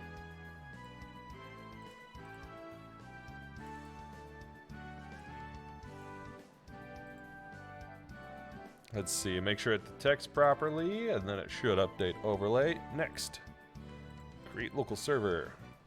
Seemed to work this time. Alright. Actually, this is a really good nature, too. This is plus defense minus special attack. Actually, though, like... This is a good start. This is a really, really good start. It's got Recover and Leech Seed. So, like... Yeah, that's a really good start.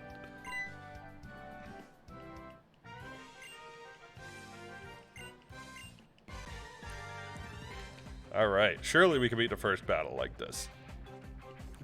Oh, you've got to be kidding me. It's a jump off.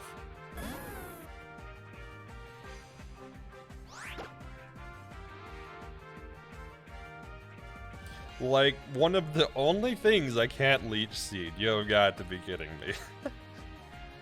That's okay. We'll start the run after the first encounter, as we've said before. So I'll just get through the first battle, and we'll start after battle 1.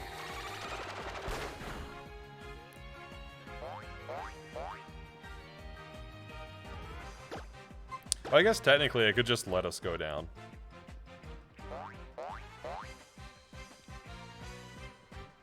You know what? Actually, yeah. Hold up. We might actually kind of win. Let me look up the learn set.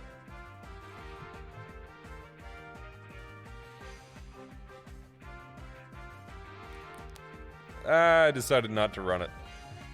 No, this thing does have more than splash. Okay. Yeah, we'll get through the first battle and start after the first battle. Which is seemingly what a lot of people do with Nuzlocks.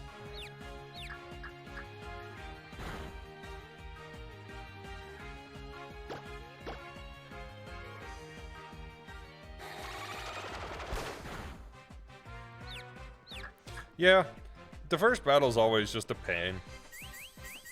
Because, like, I could always re-roll and try it again until we get something else in this first one, but... yeah, that's not a great viewing experience.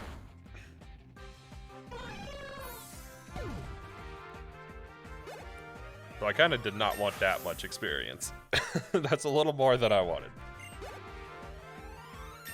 That's a lot more than I wanted. Okay, that is way more than I wanted. I did not want to be level 8 already. How fast does Celebi level up? Holy cow. This is gonna make it hard to level the rest of the team.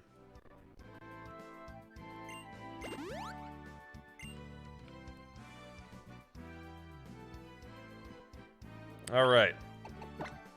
Well, I was kind of hoping to not level so quick, but sure, game. Sure.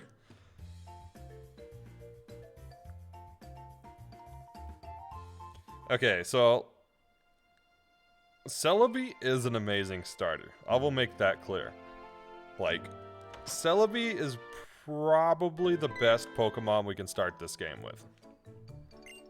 Out of the ones that can learn status moves specifically. That does not mean this is easy. That in no way guarantees a win.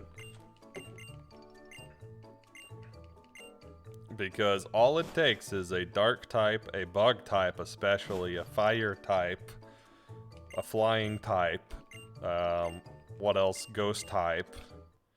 I feel like I'm missing one still. But yeah, all it takes is one Pokemon, one bad matchup, and Celebi's down.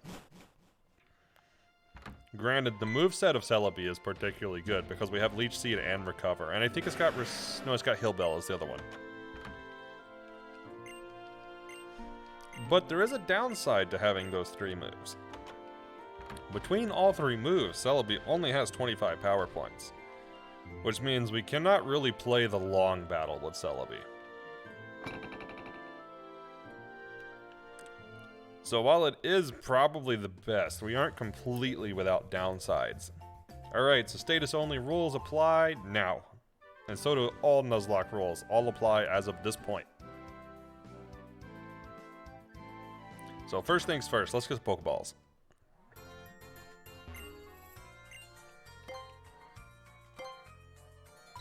We're gonna get 10 to get the free Premier Ball and save the rest of our money because we're probably gonna need it for like TMs. And we're gonna go do our static encounter. We have one static encounter at the very start. And this will be our catch for this route. I have no clue what this is gonna be. This is either gonna be great or terrible. Probably not in between. Well, yeah, sure. Sure. I'm not gonna complain about a Tangrowth. Can I catch it without being able to damage it? Heck if I know.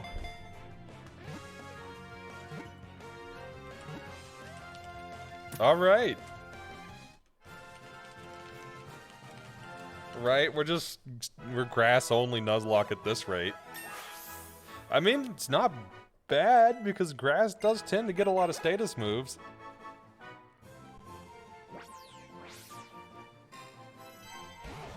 Okay, I should correct myself there. Grass tends to get a lot of good status moves for this sort of run.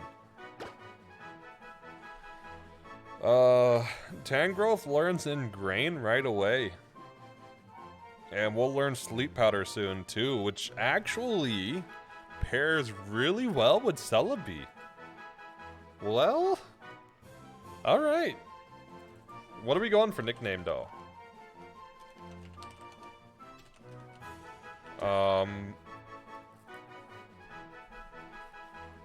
It's a male Tangrowth. Okay, I have no clue what to nickname Tangrowth.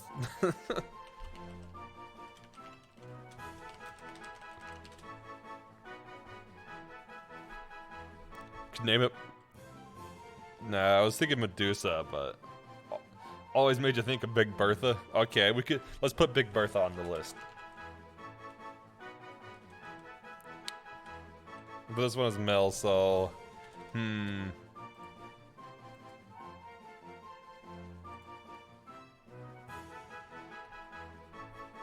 it Ramen.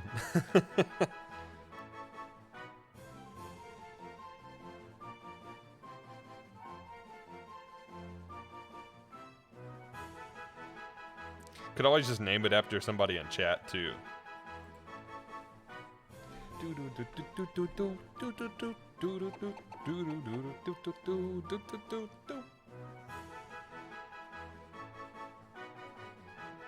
What do we do? We just name it after chat? Maybe I name it after chat.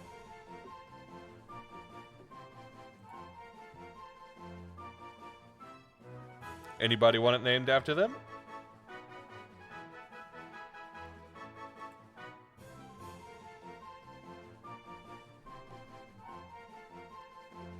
I'll take that as a no.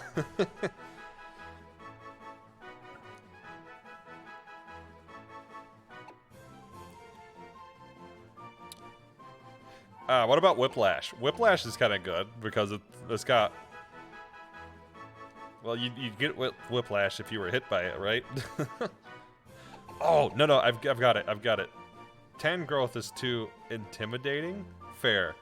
Okay, whiplash or poison ivy? Poison ivy would be good too, because we're doing status only. Or just ivy.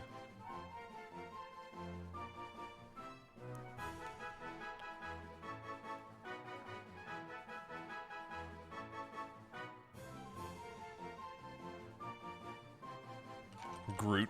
We could do Groot. Alright, here, we'll do a poll. See what people think.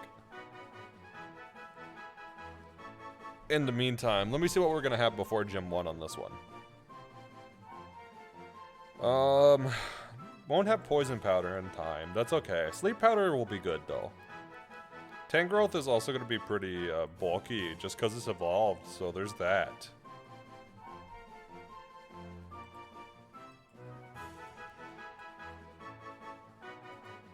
I'm still just like, man, I'm gonna wind up with like a fighting or a flying or fire or a bug type trainer or something in Gym 1.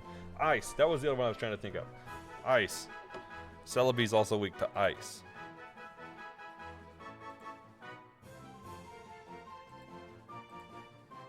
Alright, looks like Ivy is probably gonna win it. And does it? Last minute votes? Or last second votes? Ivy it is. Alright. Now that we're assembling monotype. I didn't realize I was doing monotype run. I could make this even harder and do monotype status only. I don't know though, that might make it easier because if I did mono grass, well heck, everything gets status moves in grass. If I wanted to make it insanely difficult, I could do like mono rock.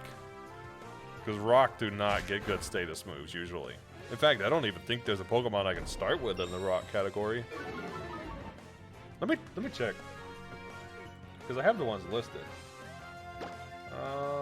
I guess I could technically start with Aerodactyl or Larvitar.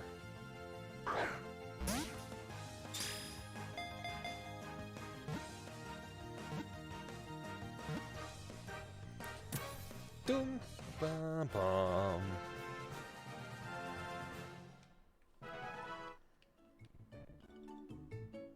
Dum bum bum bum bum bum bum bum bum bum bum bum bum bum bum. When you know the Pokemon themes. All right, let me open up my second tea here.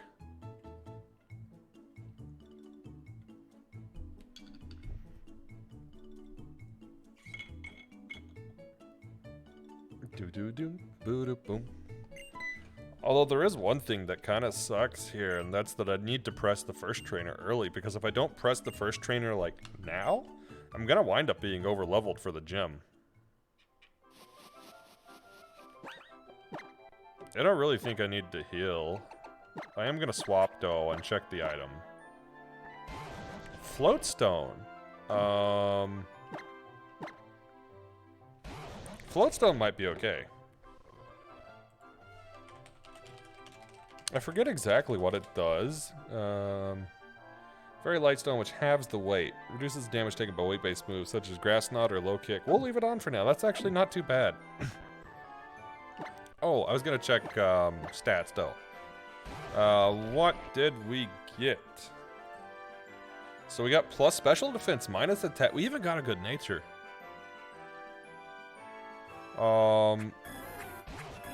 We do have a lot less stats than Celebi, but that'll change pretty quick. Yeah, I think we do need to run to this trainer first. Just because Celebi's already 9.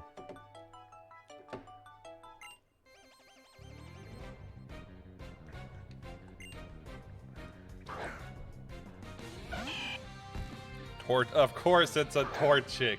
Oh my god, okay.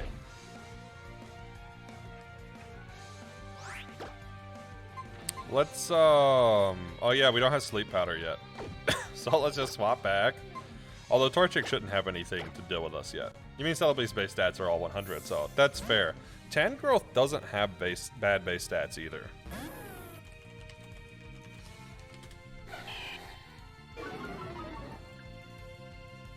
Yeah, Tangrowth has 100 base HP, 125 base defense, 50 base special defense, 50 base speed. So, very defensive. I'm curious what my IVs are. Let me check the IVs on these guys.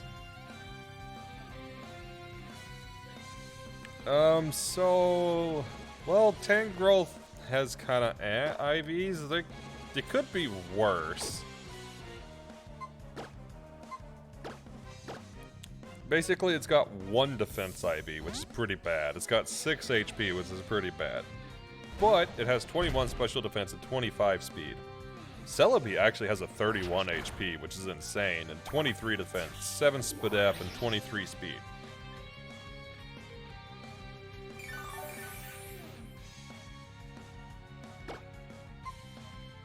I guess I'll just ingrain, and then we'll just watch it fall.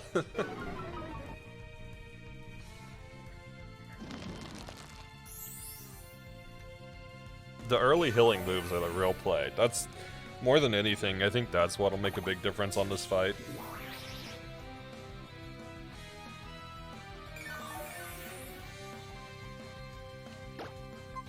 We should level Tangrowth off this Torchic as well.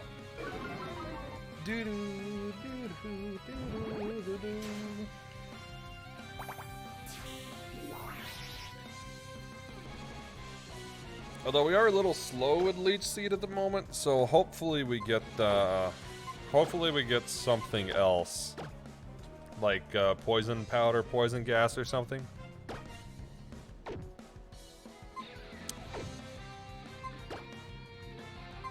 Oh, I think I can't switch out if I use Ingrain.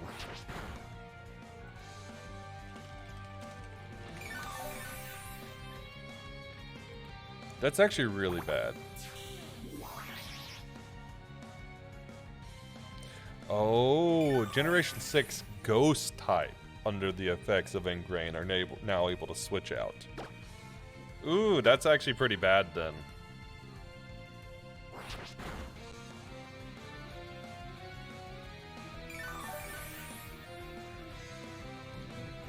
So I misread that.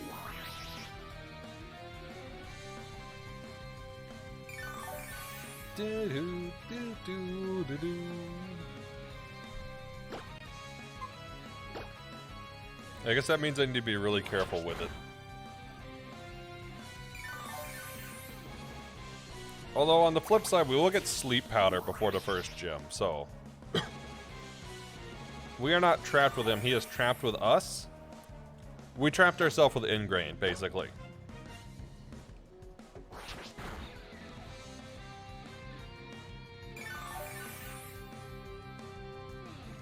Yeah, so apparently in this... Well... All gens, Ingrain keep you trapped on the field. But I misread when I read the Ingrain stuff a few streams ago. Apparently, unless you're Ghost type, you're trapped. But for whatever reason, Ghost type are not trapped with Ingrain. I mean, I guess it kind of makes sense, but still. It was a misread on my part, and it does suck. That's okay.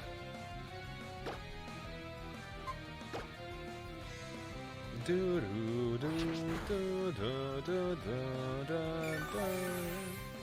least Leech Seed doesn't expire. Yeah, if it did, then it would really suck, because I would lose Tangrowth.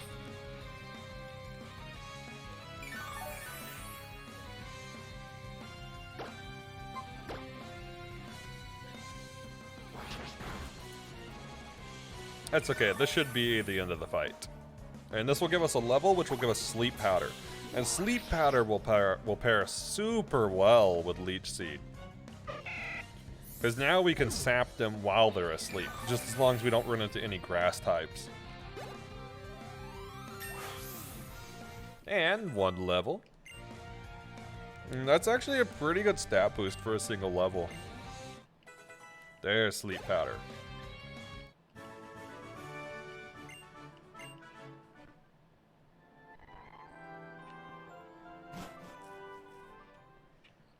Alright, the, rival, or what's her name? Serena? Is it Serena? Is this Serena? I don't think this is Serena, is it? But she can heal us through here, so that's good. Bum, ba, da, ba, bum, bum, bum. Alright, let's get our first encounter in this area.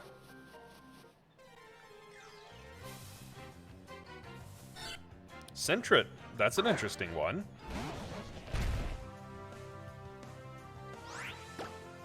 Let's sleep pattern and then catch.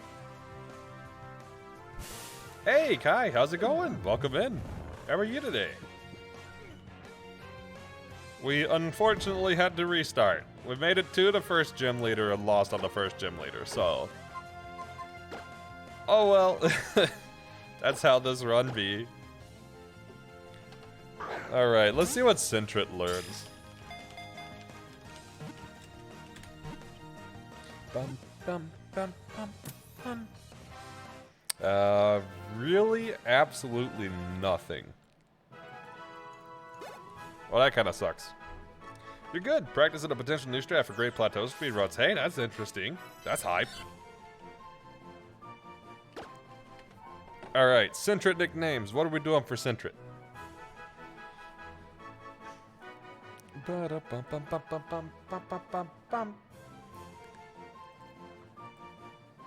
I don't know any good Sentret nicknames.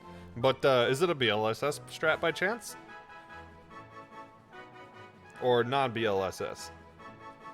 You know, now that I'm thinking about it, I bet just Bomb Impact is probably faster for Plateau still. Or BTBs. It is a BLSS. Hey, interesting. I imagine BLSS makes it a little easier in some sense too, because some of the BTBs are pretty hard.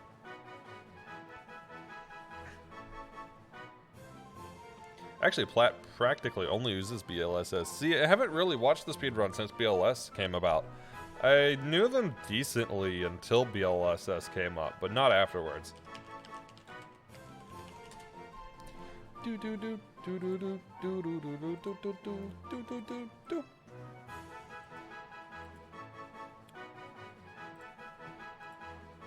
It's an entirely new route. I figured it probably would be. Because, well, yeah, it changes it a lot. Bomb to Magnesis to Stasis to Cryonis. Really? Bombs first. Okay.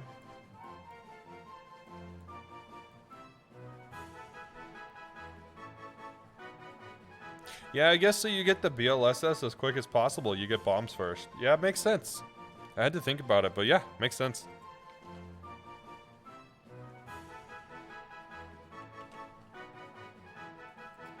Alright, I think I'm just gonna name this one Fluffles unless anybody has a alternate name.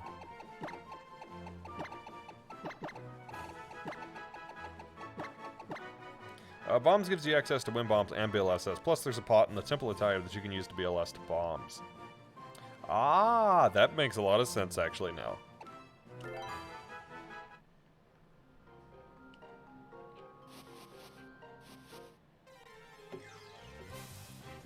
Good, that was actually a pretty bad encounter. Ah, Feebas would have been decent when it evolved. I don't know if it would have been good until it evolves, but still.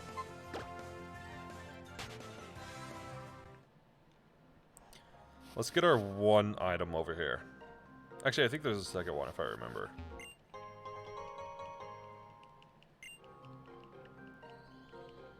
I guess you BLSS away from the plateau as well now, huh? I guess you would just BLSS all the way to Castle.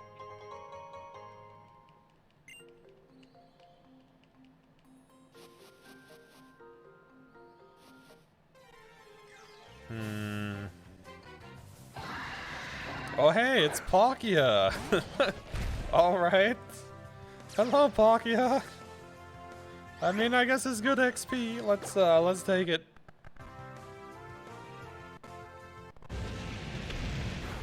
That's quite a lot of damage. That is quite a lot of damage. Alright, let's go Fluffle. Oh, Fluffles is still asleep. Okay, let's go Fluffle so the Fluffles get some XP off of this too. And then we'll go back to Leaf and get Leech Seed off. Actually, no, has there been much improvement or change, I guess, on the actual castle portion?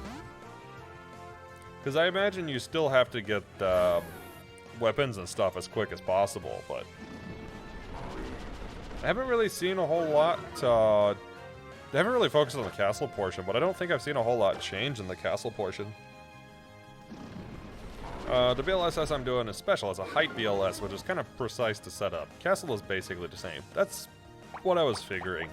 I imagine you still have the same basic route, but the in-betweens might be different.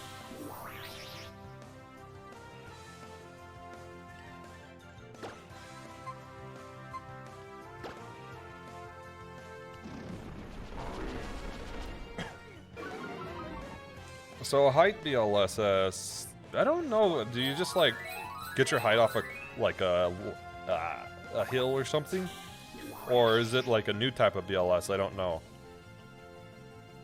I haven't really kept up with it heavily since, well, since BLSS was discovered, basically.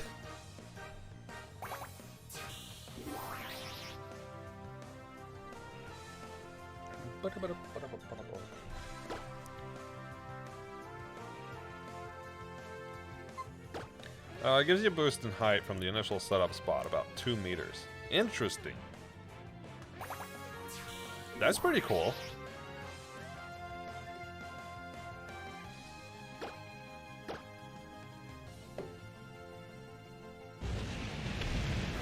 Hey, there's Dragon Breath. I was waiting for it. It was only a matter of time. Do-do-do-do.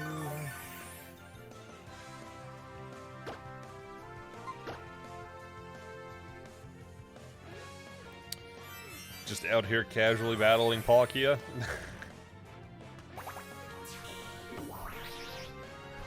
Let me see how the new vid's doing. I'm curious. Do do do do. Dum bum bum bum bum bum bum bum bum bum bum bum bum. Normally you lose a lot of speed on the way to stasis from Magnesis due to having to BLSS up a hill. The height BLSS should reduce that. Gotcha. I imagine you still lose some, but less because you don't need to go as high, basically, right?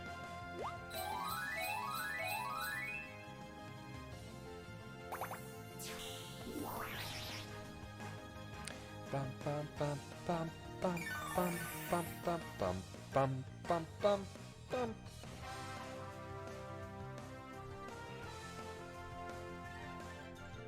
The problem is the reduction of speed means it's harder to turn the necessary amount, which makes the BLSS more precise. I see, I see.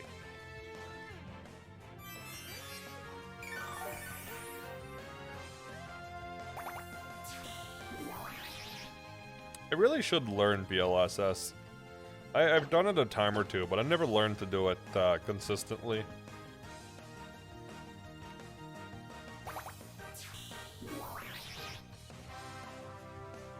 I need a very precise setup to get it in the first place, and you need to use a square bomb, which accelerates slightly slower.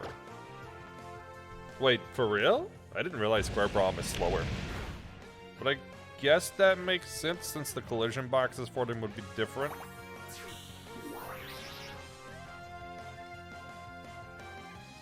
Well, I guess saying collision box is probably incorrect because it's more like a collision sphere for the bomb, for the round bomb.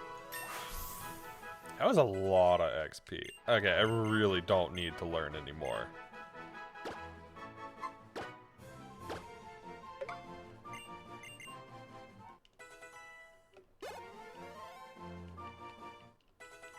Fluffles grew to level 3, and to level 4, and to level 5.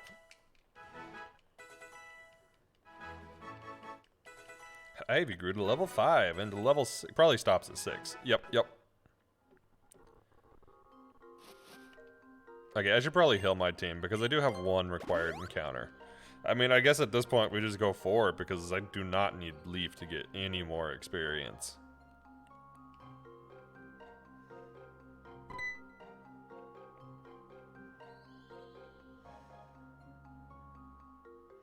Does this little kid turn? I don't know if he turns.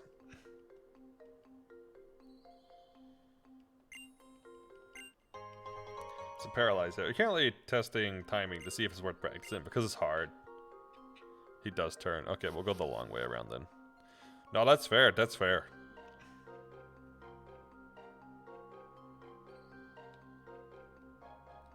Man, if I have to box Leaf, I'm gonna be in big trouble for this gym. Really don't want to box Leaf. Do you have any Pokeballs? Yeah. I do, but we're not gonna use them because, we already got our encounter. Bum bum ba-dum bum bum bum bum bum ba-dum. Oh, this thing's gonna give a lot of XP too, and we're gonna have to beat a trainer. This is unfortunate. Alright, let's sleep powder. Avoided the attack. Okay, come on. Hit, hit, hit, hit.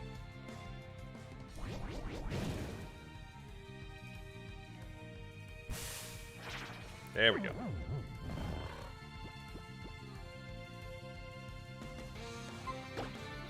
Alright, let's go to Fluffles. So Fluffles gets XP, and then we'll come in and Leech Seed.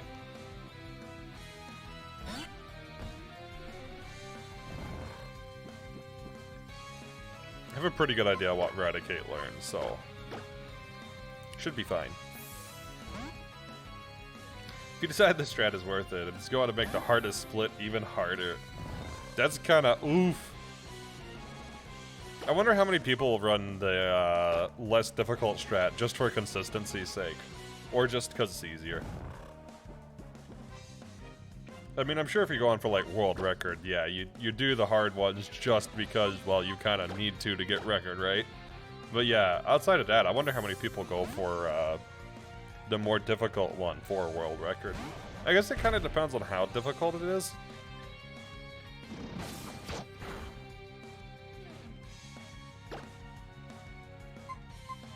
Wait, did it not get leech seeded? I thought I leech seeded it.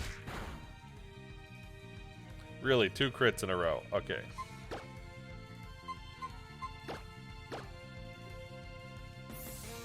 Oh, this strat is new, so it hasn't been used yet and timed properly. Gotcha, gotcha. I mean, I guess it's a big difference, too, on how much time it saves, right?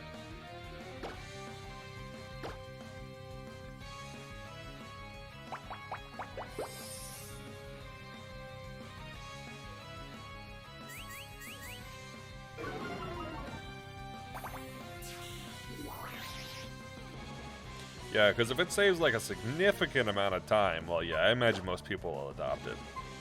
Or will want to adopt it. But if it's like, I don't know, less than a second, maybe not, maybe, I don't know. Depends on how tight the runs already are. Like I said, I haven't kept up with it a whole lot since BLS was discovered, so I don't have a great idea of like what a typical time is at the moment. Or like roughly what available savings there are.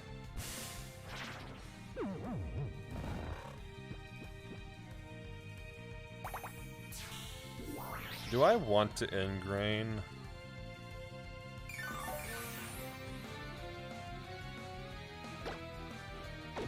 Nah, I'll just play it safe and go back to Celebi. There's no reason. Your PB has 1331, and that's top 15. Current world record for Plat is 1252. That's fast. That's fast.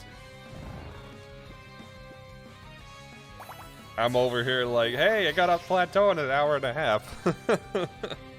You guys are like, weak.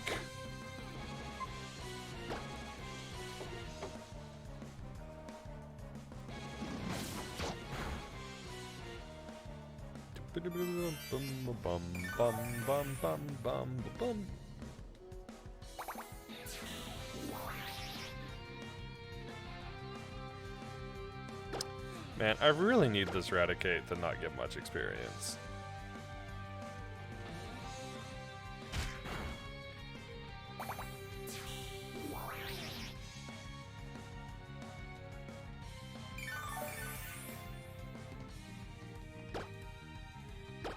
So far, it's not looking worth it, but it's interesting at least.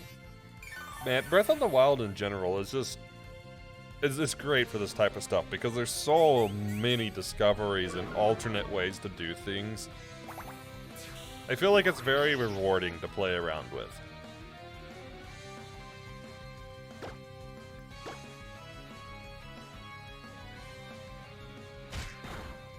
Oh, that still wasn't too bad, even with a tail whip. I thought that was going to do more. It might make the alternate route people have been testing a bit more worth it, though.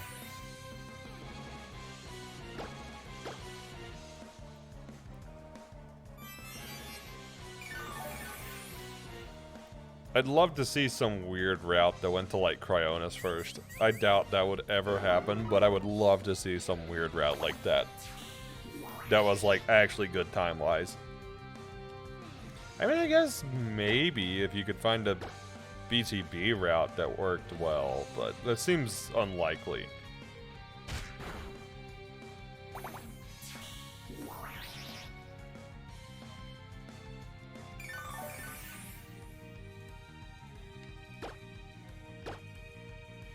Alright, this thing should finally go down.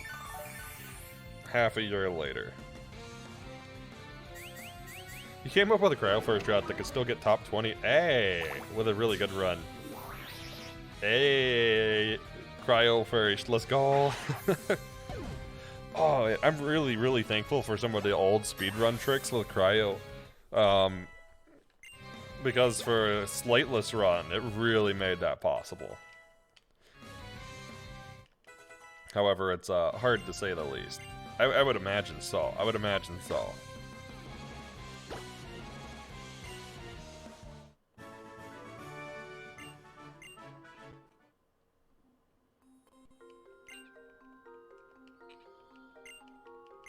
Okay, that seemed like the wrong trainer for that scenario, but okay, we'll go with it.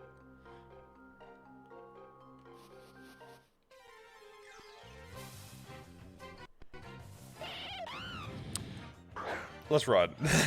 We're not fighting that.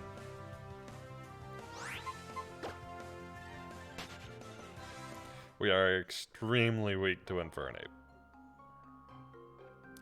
Ba-bum, ba-da-bum, ba-dum-ba-dum, bum-bum, ba-dum.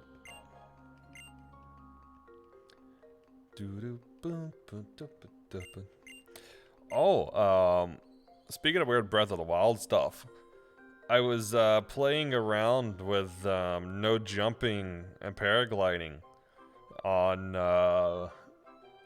what was the shoot, what's the name of that shrine? Shawarvo? No, not Shawarvo. Shawarvo is the one in Rito. The one that's got the two air shafts that push you forward. And I was able to do a bomb launch without jumping, so that was pretty interesting. And I came up with a really stupid bomb launch strat. Bosch Kala, that's it. Looks like the strat is 3 to 4 seconds slower, so you're honestly glad. Yeah, because I imagine it makes things not way harder. Yeah, drop when bombs. Yeah, wait, can you just regular drop? I was having to do it off like a heighted platform. But can you do it from just dropping? If so, that's even easier than what I was doing. Froakie, interesting. Probably not so good for us, but interesting.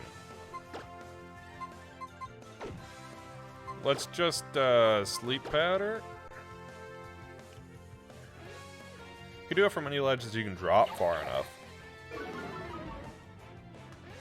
Okay, so how I was setting it up was that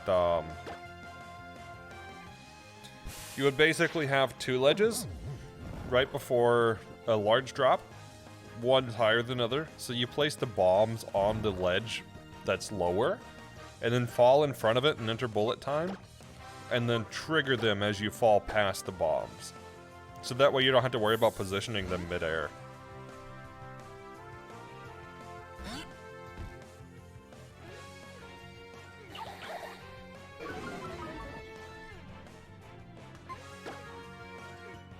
That's a strat. Really helpful for Heber shrines.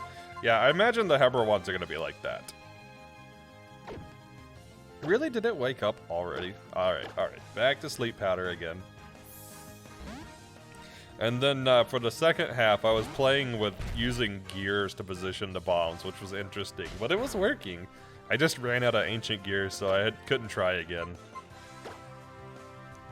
But it was fun, though. It was fun. I love playing with stupid stuff like that. It's so stupid, but it's so fun.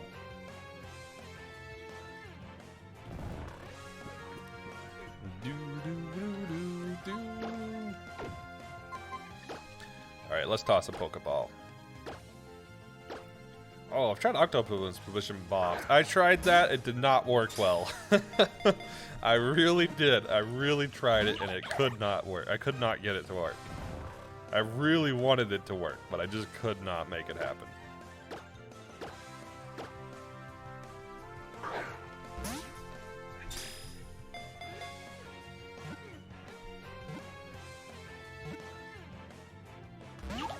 Oh, come on.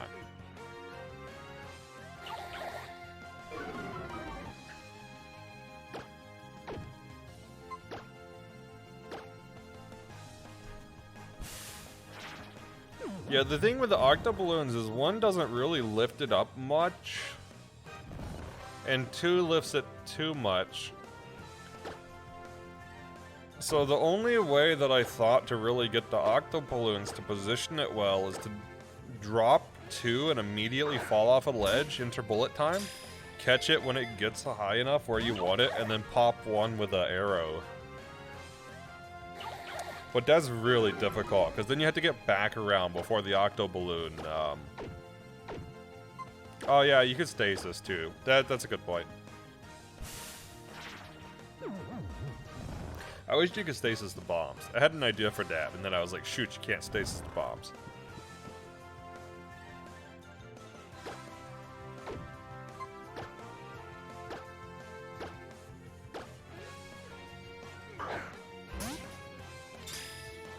Okay, hopefully that one's a catch. Nope, not a catch. You know what? We're gonna go Leech Seed, okay? We're just gonna Leech Seed. I wasn't gonna get any experience with the Leaf, but we're gonna get some experience with Leaf.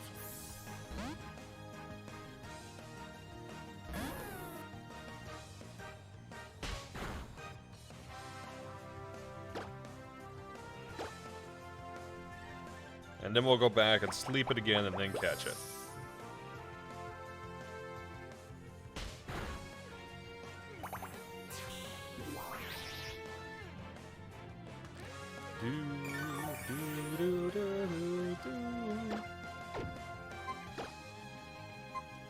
Alright, so now we sleep, and then we catch, hopefully.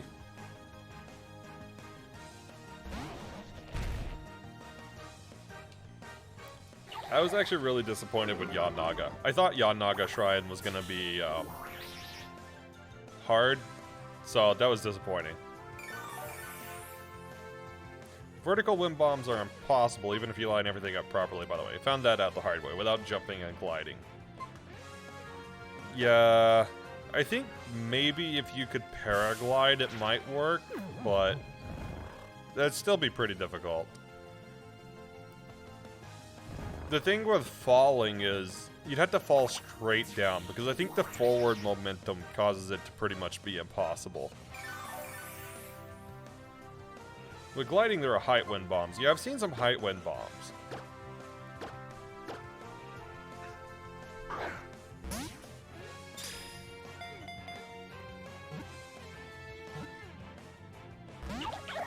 Really? Still? Alright. Why is this Froakie so hard to catch? Oh, it's good, it's good, it's good. I am not doing well anyways on this one, so no problem, whatever. This is actually going pretty bad today.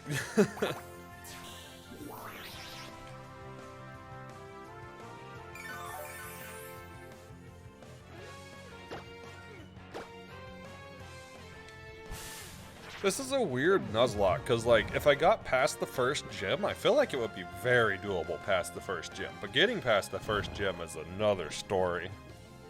That's been insanely difficult.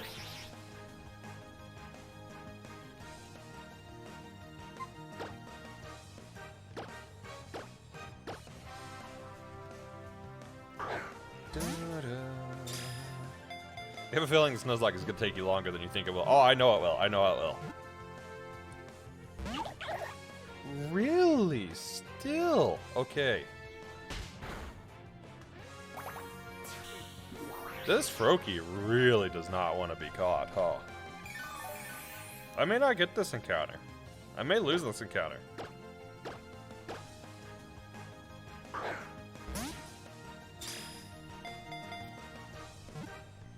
I'm still upset I lost the last attempt because I actually had a good team come in together. I was pretty excited. I was like, hey, this attempt's not going bad. I was like, this might check out. But, nope. The first gym just was kind of brutal. I hope you don't get nightmares like Game Champ 3000 did when she did the no-hit Pokemon run. No, I've already been through that. By the way, I love that. I love watching Game Champ. Game Champ's awesome. But, I already had that with the run I posted on YouTube today, which was Stadium 2, except I'm weak. So, I think that's the right command. Yeah. If you want to see me, if you want to see the run that caused me nightmares, that's the one that caused me nightmares. That one took me literally over 2 years to complete. And I'm not exaggerating. It literally took me over 2 years. And that's part of why I don't have more content on my channel. It's because of that stupid run. I am so salty at that run, but I'm happy it's over.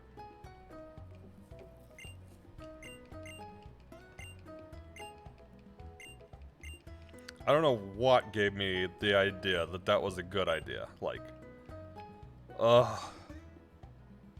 basically, that run was a, the premise was I will choose only Pokemon that are bad matchups, and I will only use Rentals. If you've played Stadium, you know the Rentals are truly atrocious, so choosing bad matchups is even worse.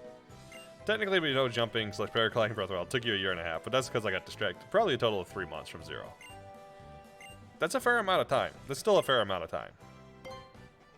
I don't think this attempt's gonna happen. I think I'm gonna have to just re-randomize again.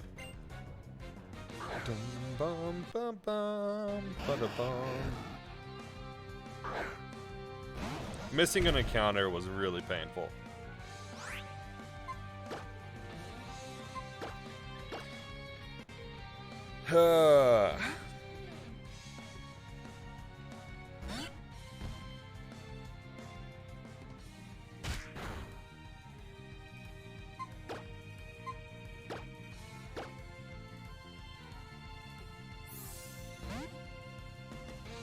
I'm still really curious to see how long the no jumping and paragliding takes me.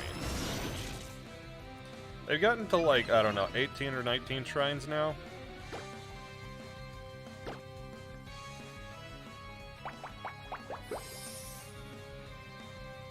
I might just try to get through a bulk of them next time.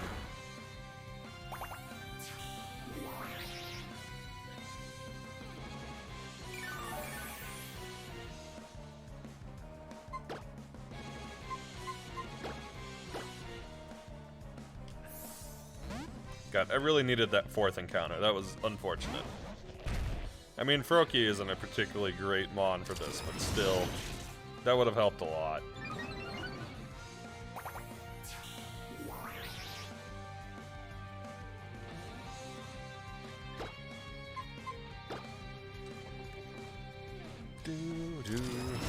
Talonnog, Shawarbo, the DLC one by Shawarbo, and another one in the Heber region you can't be asked to remember the name of were the biggest challenges.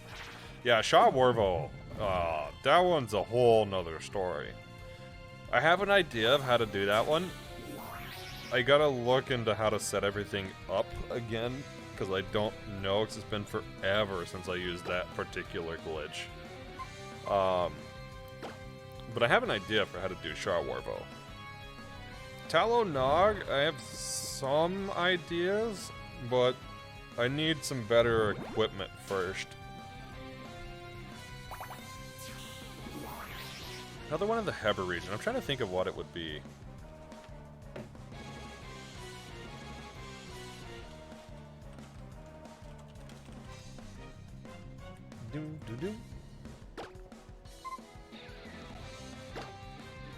Okay, let me look at the Heber shrines. Quasitoki, Shakyama. I don't think it would be Yama. Rona Kochta might kind of suck to get into. Rin Oya. I don't remember Rin Oya very well. You know what? Yeah, I think I do remember Rin Oya. I think that's the one that Limcube did experimenting on. Gihara. I don't remember that one very well. Lenako, Doombatog. Burita Nog. Burita should be easy enough. Aqua Windmills. That one should be easy enough. Winding Route. Oh, yeah, you're probably thinking of Vuloda. I bet Vuloda sucks.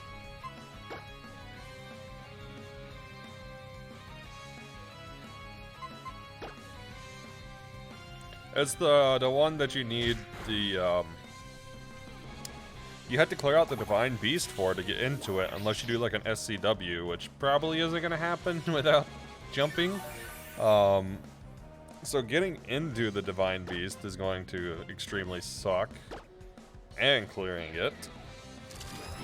I have some ideas for that too, though.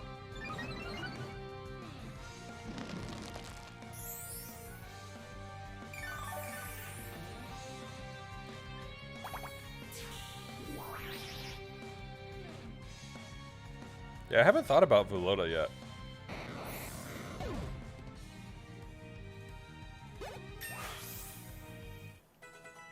Do. Okay, good. That wasn't too much experience.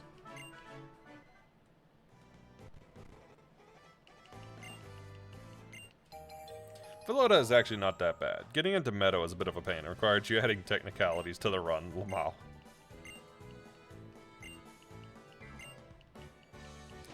I have some ideas for getting into that one. Ghost Expresses. Okay, interesting.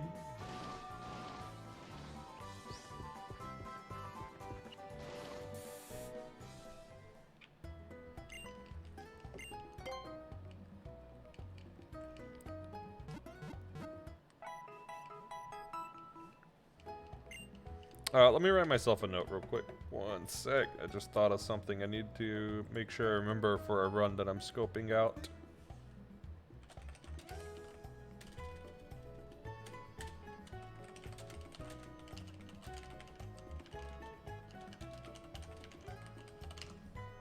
Okay. Good.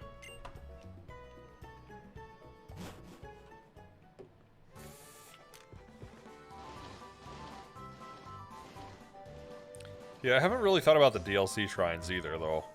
I know I'm gonna do the DLC shrines, but I haven't put any thought into them at the moment. I don't remember them super well, because I've only beaten them, I think, twice.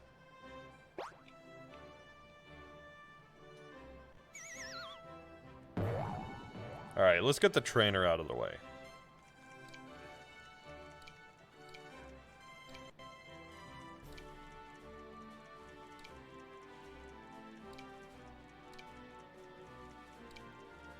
Hey, I actually remember this route now. That's how you know I've retried too many times already, because I remember the route. I remember the shortcut route.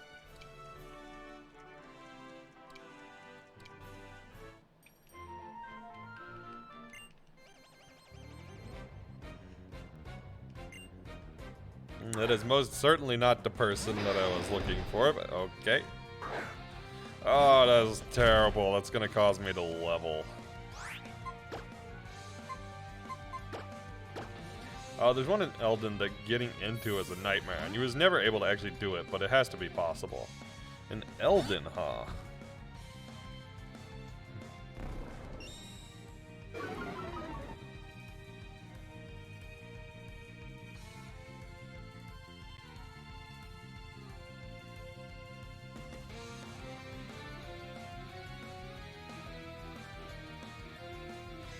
Maybe Qua Rame? Or is it one of the DLC where you have to go through a bunch of rings in order to unlock? Oh, that one. Yep. I've had some thoughts on it.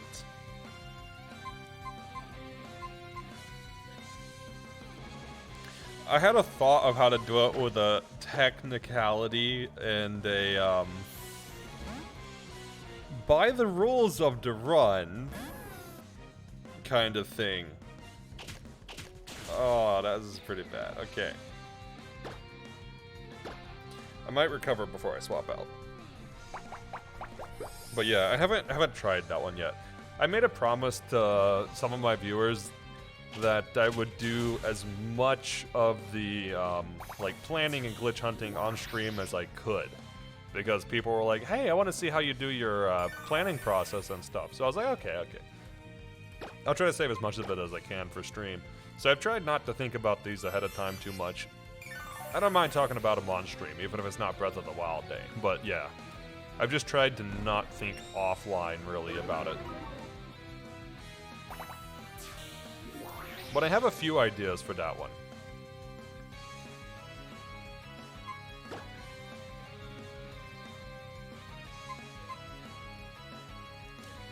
Let's go back to Ivy, I think. Actually, speaking of, I'm gonna write one of those ideas down.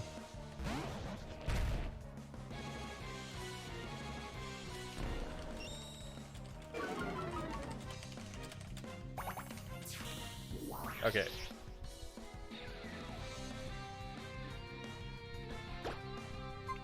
Let's go sleep powder. Bite shouldn't do that much to Ivy. That's a lot. Okay, I did not expect it to do that much.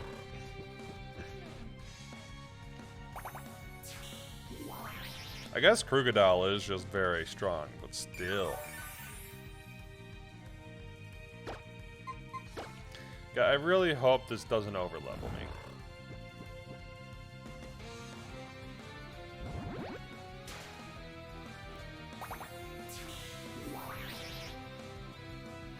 You will need to get really good at a really stupid trick. I imagine so.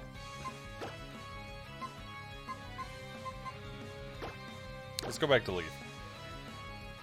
I mean, one of the things I got pretty good at during my No Sheikah Slate run was octo-ballooning. I know octo-balloons aren't the solution to that, but like, I got pretty good with octo-balloons during that part. And the other thing that I got really good at was menu overloading, but the multi-jump thing you can do from menu overloading. Specifically to tackle Kaya Wan without runes or slate. God, that one was such a pain. I still remember the like 3 hours it took on stream. That's your favorite trick. It's a fun trick, but man, I had basically the way that I did it in Kaya Wan was I multi-jumped up the shrine elevator a ways, and then multi-jumped to the top of the shrine from there.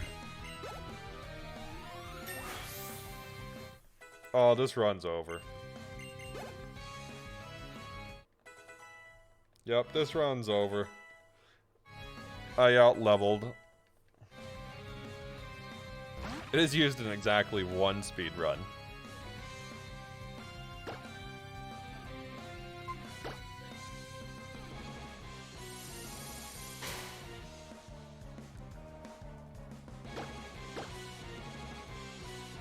I'm trying to think of what speedrun it would be.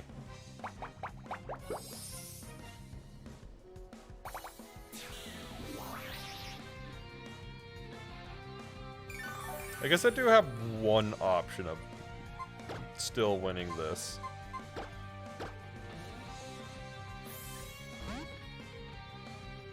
Sucks, but I do have one option. And funnily enough, it's Eurun Lamau. Sharo Lun, no major glitches. Sharo Lun, let me remember that one.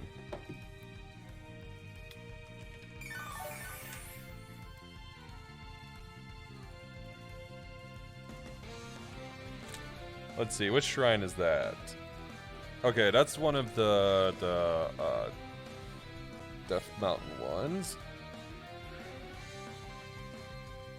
Oh, that shrine. Yeah, I remember this one. Yeah, I remember this one because I did this shrine. I had one run that I don't have up on YouTube anymore, but I had one run that predated Noshiga Slate, which was no puzzle solving. So basically, no puzzle solving was, I couldn't use any of the shrine mechanics, any of the intended shrine mechanics to get past any part of a shrine. So for like Charolun, for example, I couldn't hold on to the main parts or use Cryonis or anything like that. So I remember this one because I had these janky bomb launches I did to try to get on top, but it had a weird ceiling, so I couldn't quite just like get on top and run it. It was fun. It was very interesting. But yeah, I didn't remember the shrine name of this one. Oh man, thanks for the good memories. That was actually a really fun shrine. I forgot about that. Actually, I think I might have even used the overloading glitch in my no puzzle solving run to get past one of the sections that I couldn't get up otherwise.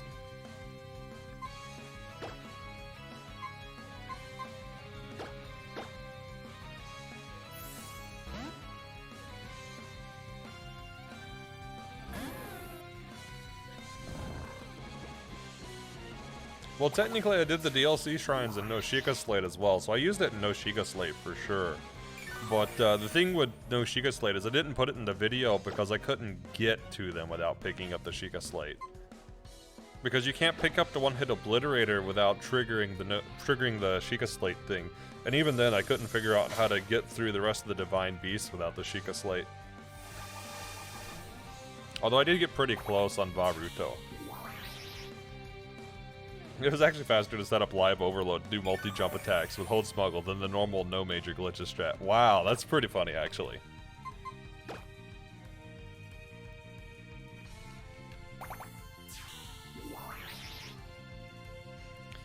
I mean, I guess if you're quick, it's not too long to set up the hold smuggle, right? Because like, if you're fast with the dropping and stuff, it's not too much like time to set it up.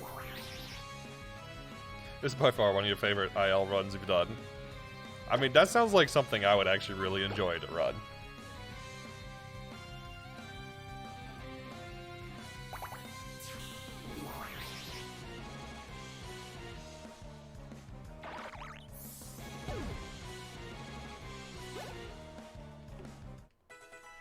Ivy grew to level 10. No, we're not learning Absorb. Okay, so technically I can't bring Celebi into the gym leader because I'm too high level, which is the hardcore Nuzlocke restriction. Which really sucks because I can't take the gym leader down with Tangrowth and Sentret. So I'll probably have to reset this run if I'm being honest. But there is a small chance that I can take the gym leader down by going to Route 22.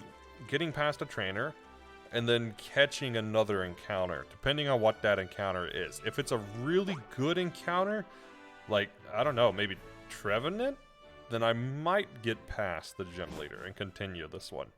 Which would be nice, because this is actually a pretty good, like, encounter, pretty good set of encounters, for the most part. Minus losing Froakie.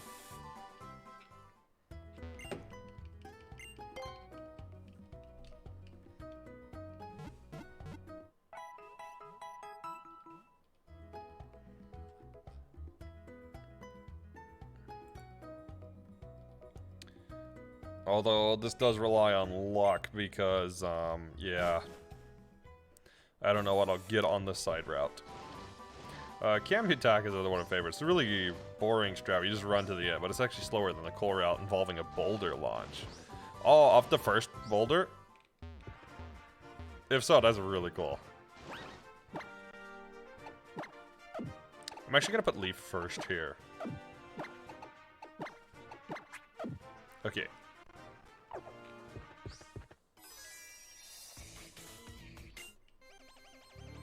I might try to take this person down without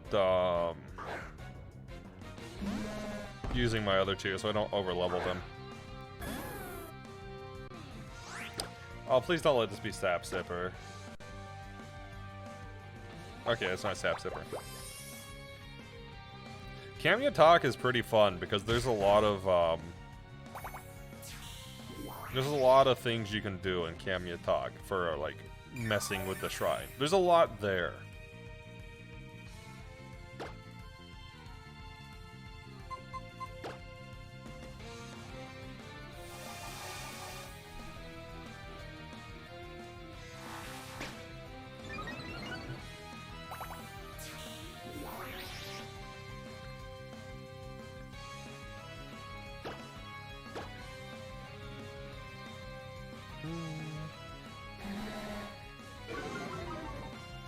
Another fun run was the NMG Dakota run before the role change. You missed vertical bomb launches.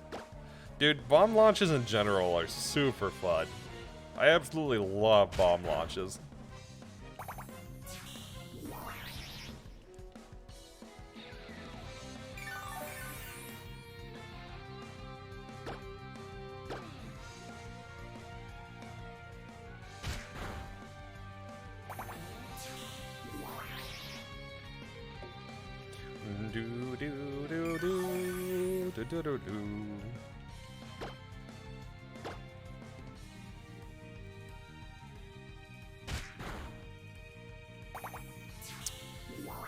Yeah, these fights take forever.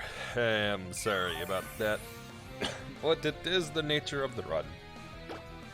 Let's get Safeguard back up. Not that it really matters here. I swear, the next thing is just gonna be like a bug type that wipes me.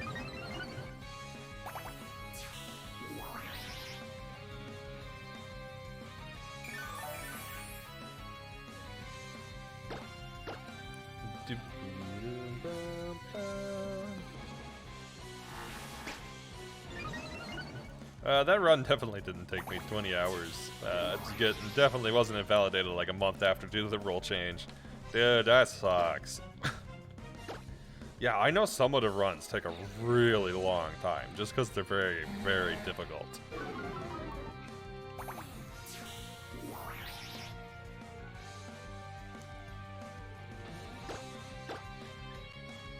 I mean, I understand role changes, but doesn't change the fact that in scenarios like that, they're frustrating.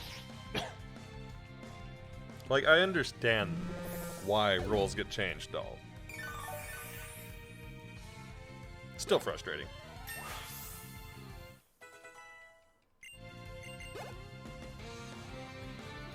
Terrakion?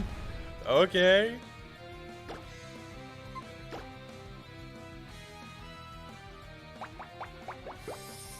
Sure, we'll fight a Terrakion, that's fine.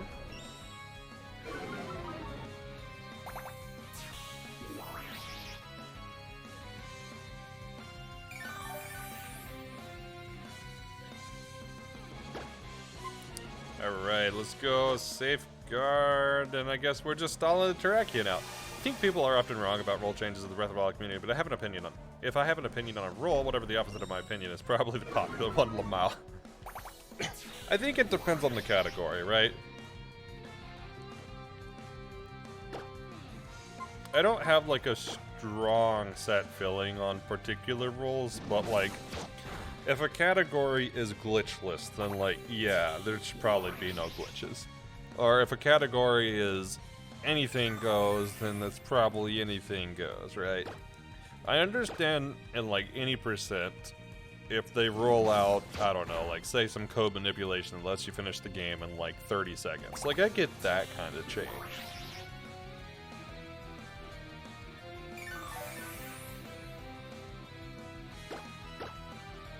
But yeah, if it's like any percent though, and they roll out, I don't know, just say BLSS or like bomb launches, then it's like, that's really strange.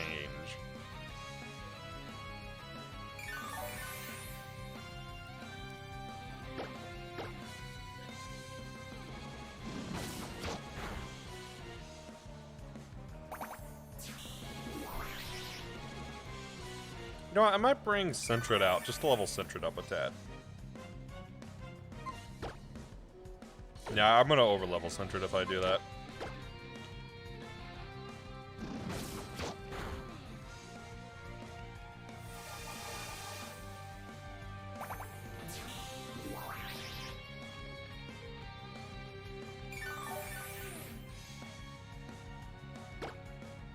You think of no major glitches as more of a restricted glitches category, but some glitches you think aren't major, others you think are so. It's a poorly named category. Yeah, agreed. Now, I was speaking of glitchless, not like no major, because no major is like... I don't know, what would you consider a major glitch of Breath of the Wild? Maybe like starting with the Ball of Light? I don't know.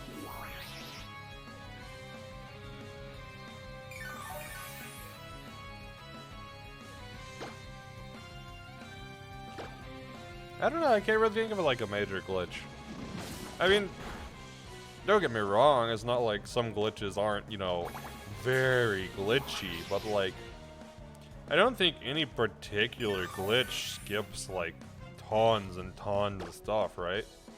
Okay, I guess if you could trade in Spirit Orbs and duplicate Spirit Orbs, maybe that. I know you can duplicate hearts, I don't know about Spirit Orbs.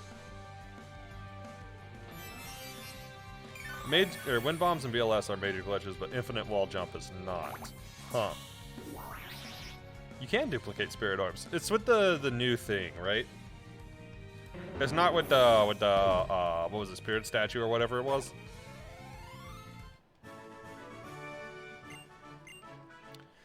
Alright, let's see if we've saved the run. Have we saved the run?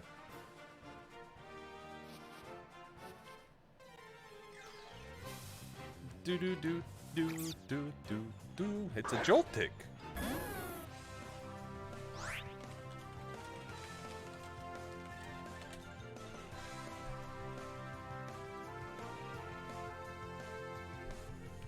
What does Joltik get? Oh yeah, no, we lost. There's no way. Alright, that's a restart. I'm just gonna explore a little bit on this direction to see if it would be worth going this direction.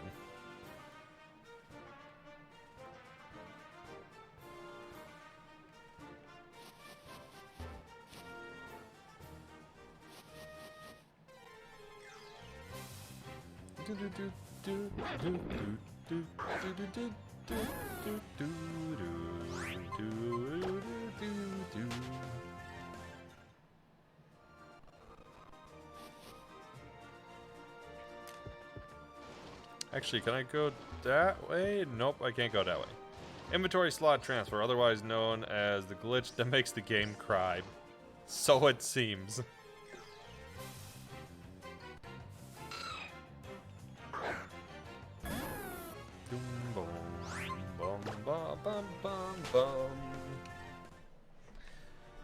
Alright, well, I don't have any other randomizations ready to go, so I guess we'll start with restart number 5 next time.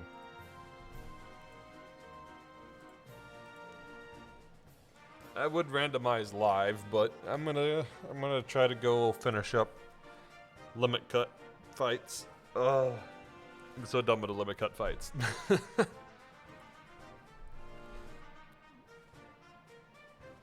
So I guess I'll switch over to the end screen and see who's live.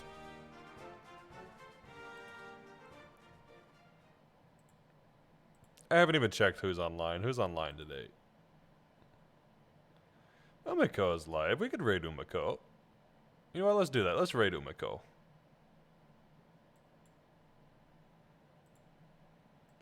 Actually, no. Let's raid.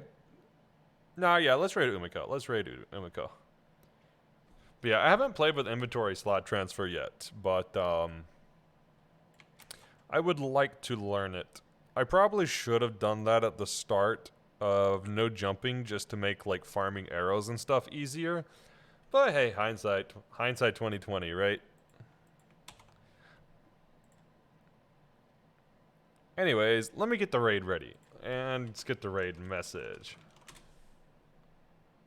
So, there we go. Quick announcements before we go. Stadium 2 video is live on YouTube. I have new emotes in the queue. We are getting close to being through the queue for new emotes. And this run will restart next week. I don't know how many times we're going to have to randomize this, but it'll be a lot. I will do it till I get it, though. That's just how I be. I will play through, what was the game? Ghost of a Tale for the first time tomorrow, and Breath of the Wild No Jumping will resume on Sunday. So if you're interested in that, feel free to stop by and tune in. We are going to stream 3. We've got almost 20 shrines down, but next stream I'm probably going to try to tackle Koshbala. I think. I'll have to get a couple of ancient gears, but that's okay. Anyways, hope you guys enjoyed. I had a good time. Thanks for watching, and I will see you guys next time. Hope the rest of your day is wonderful. Let's go Ray Umako.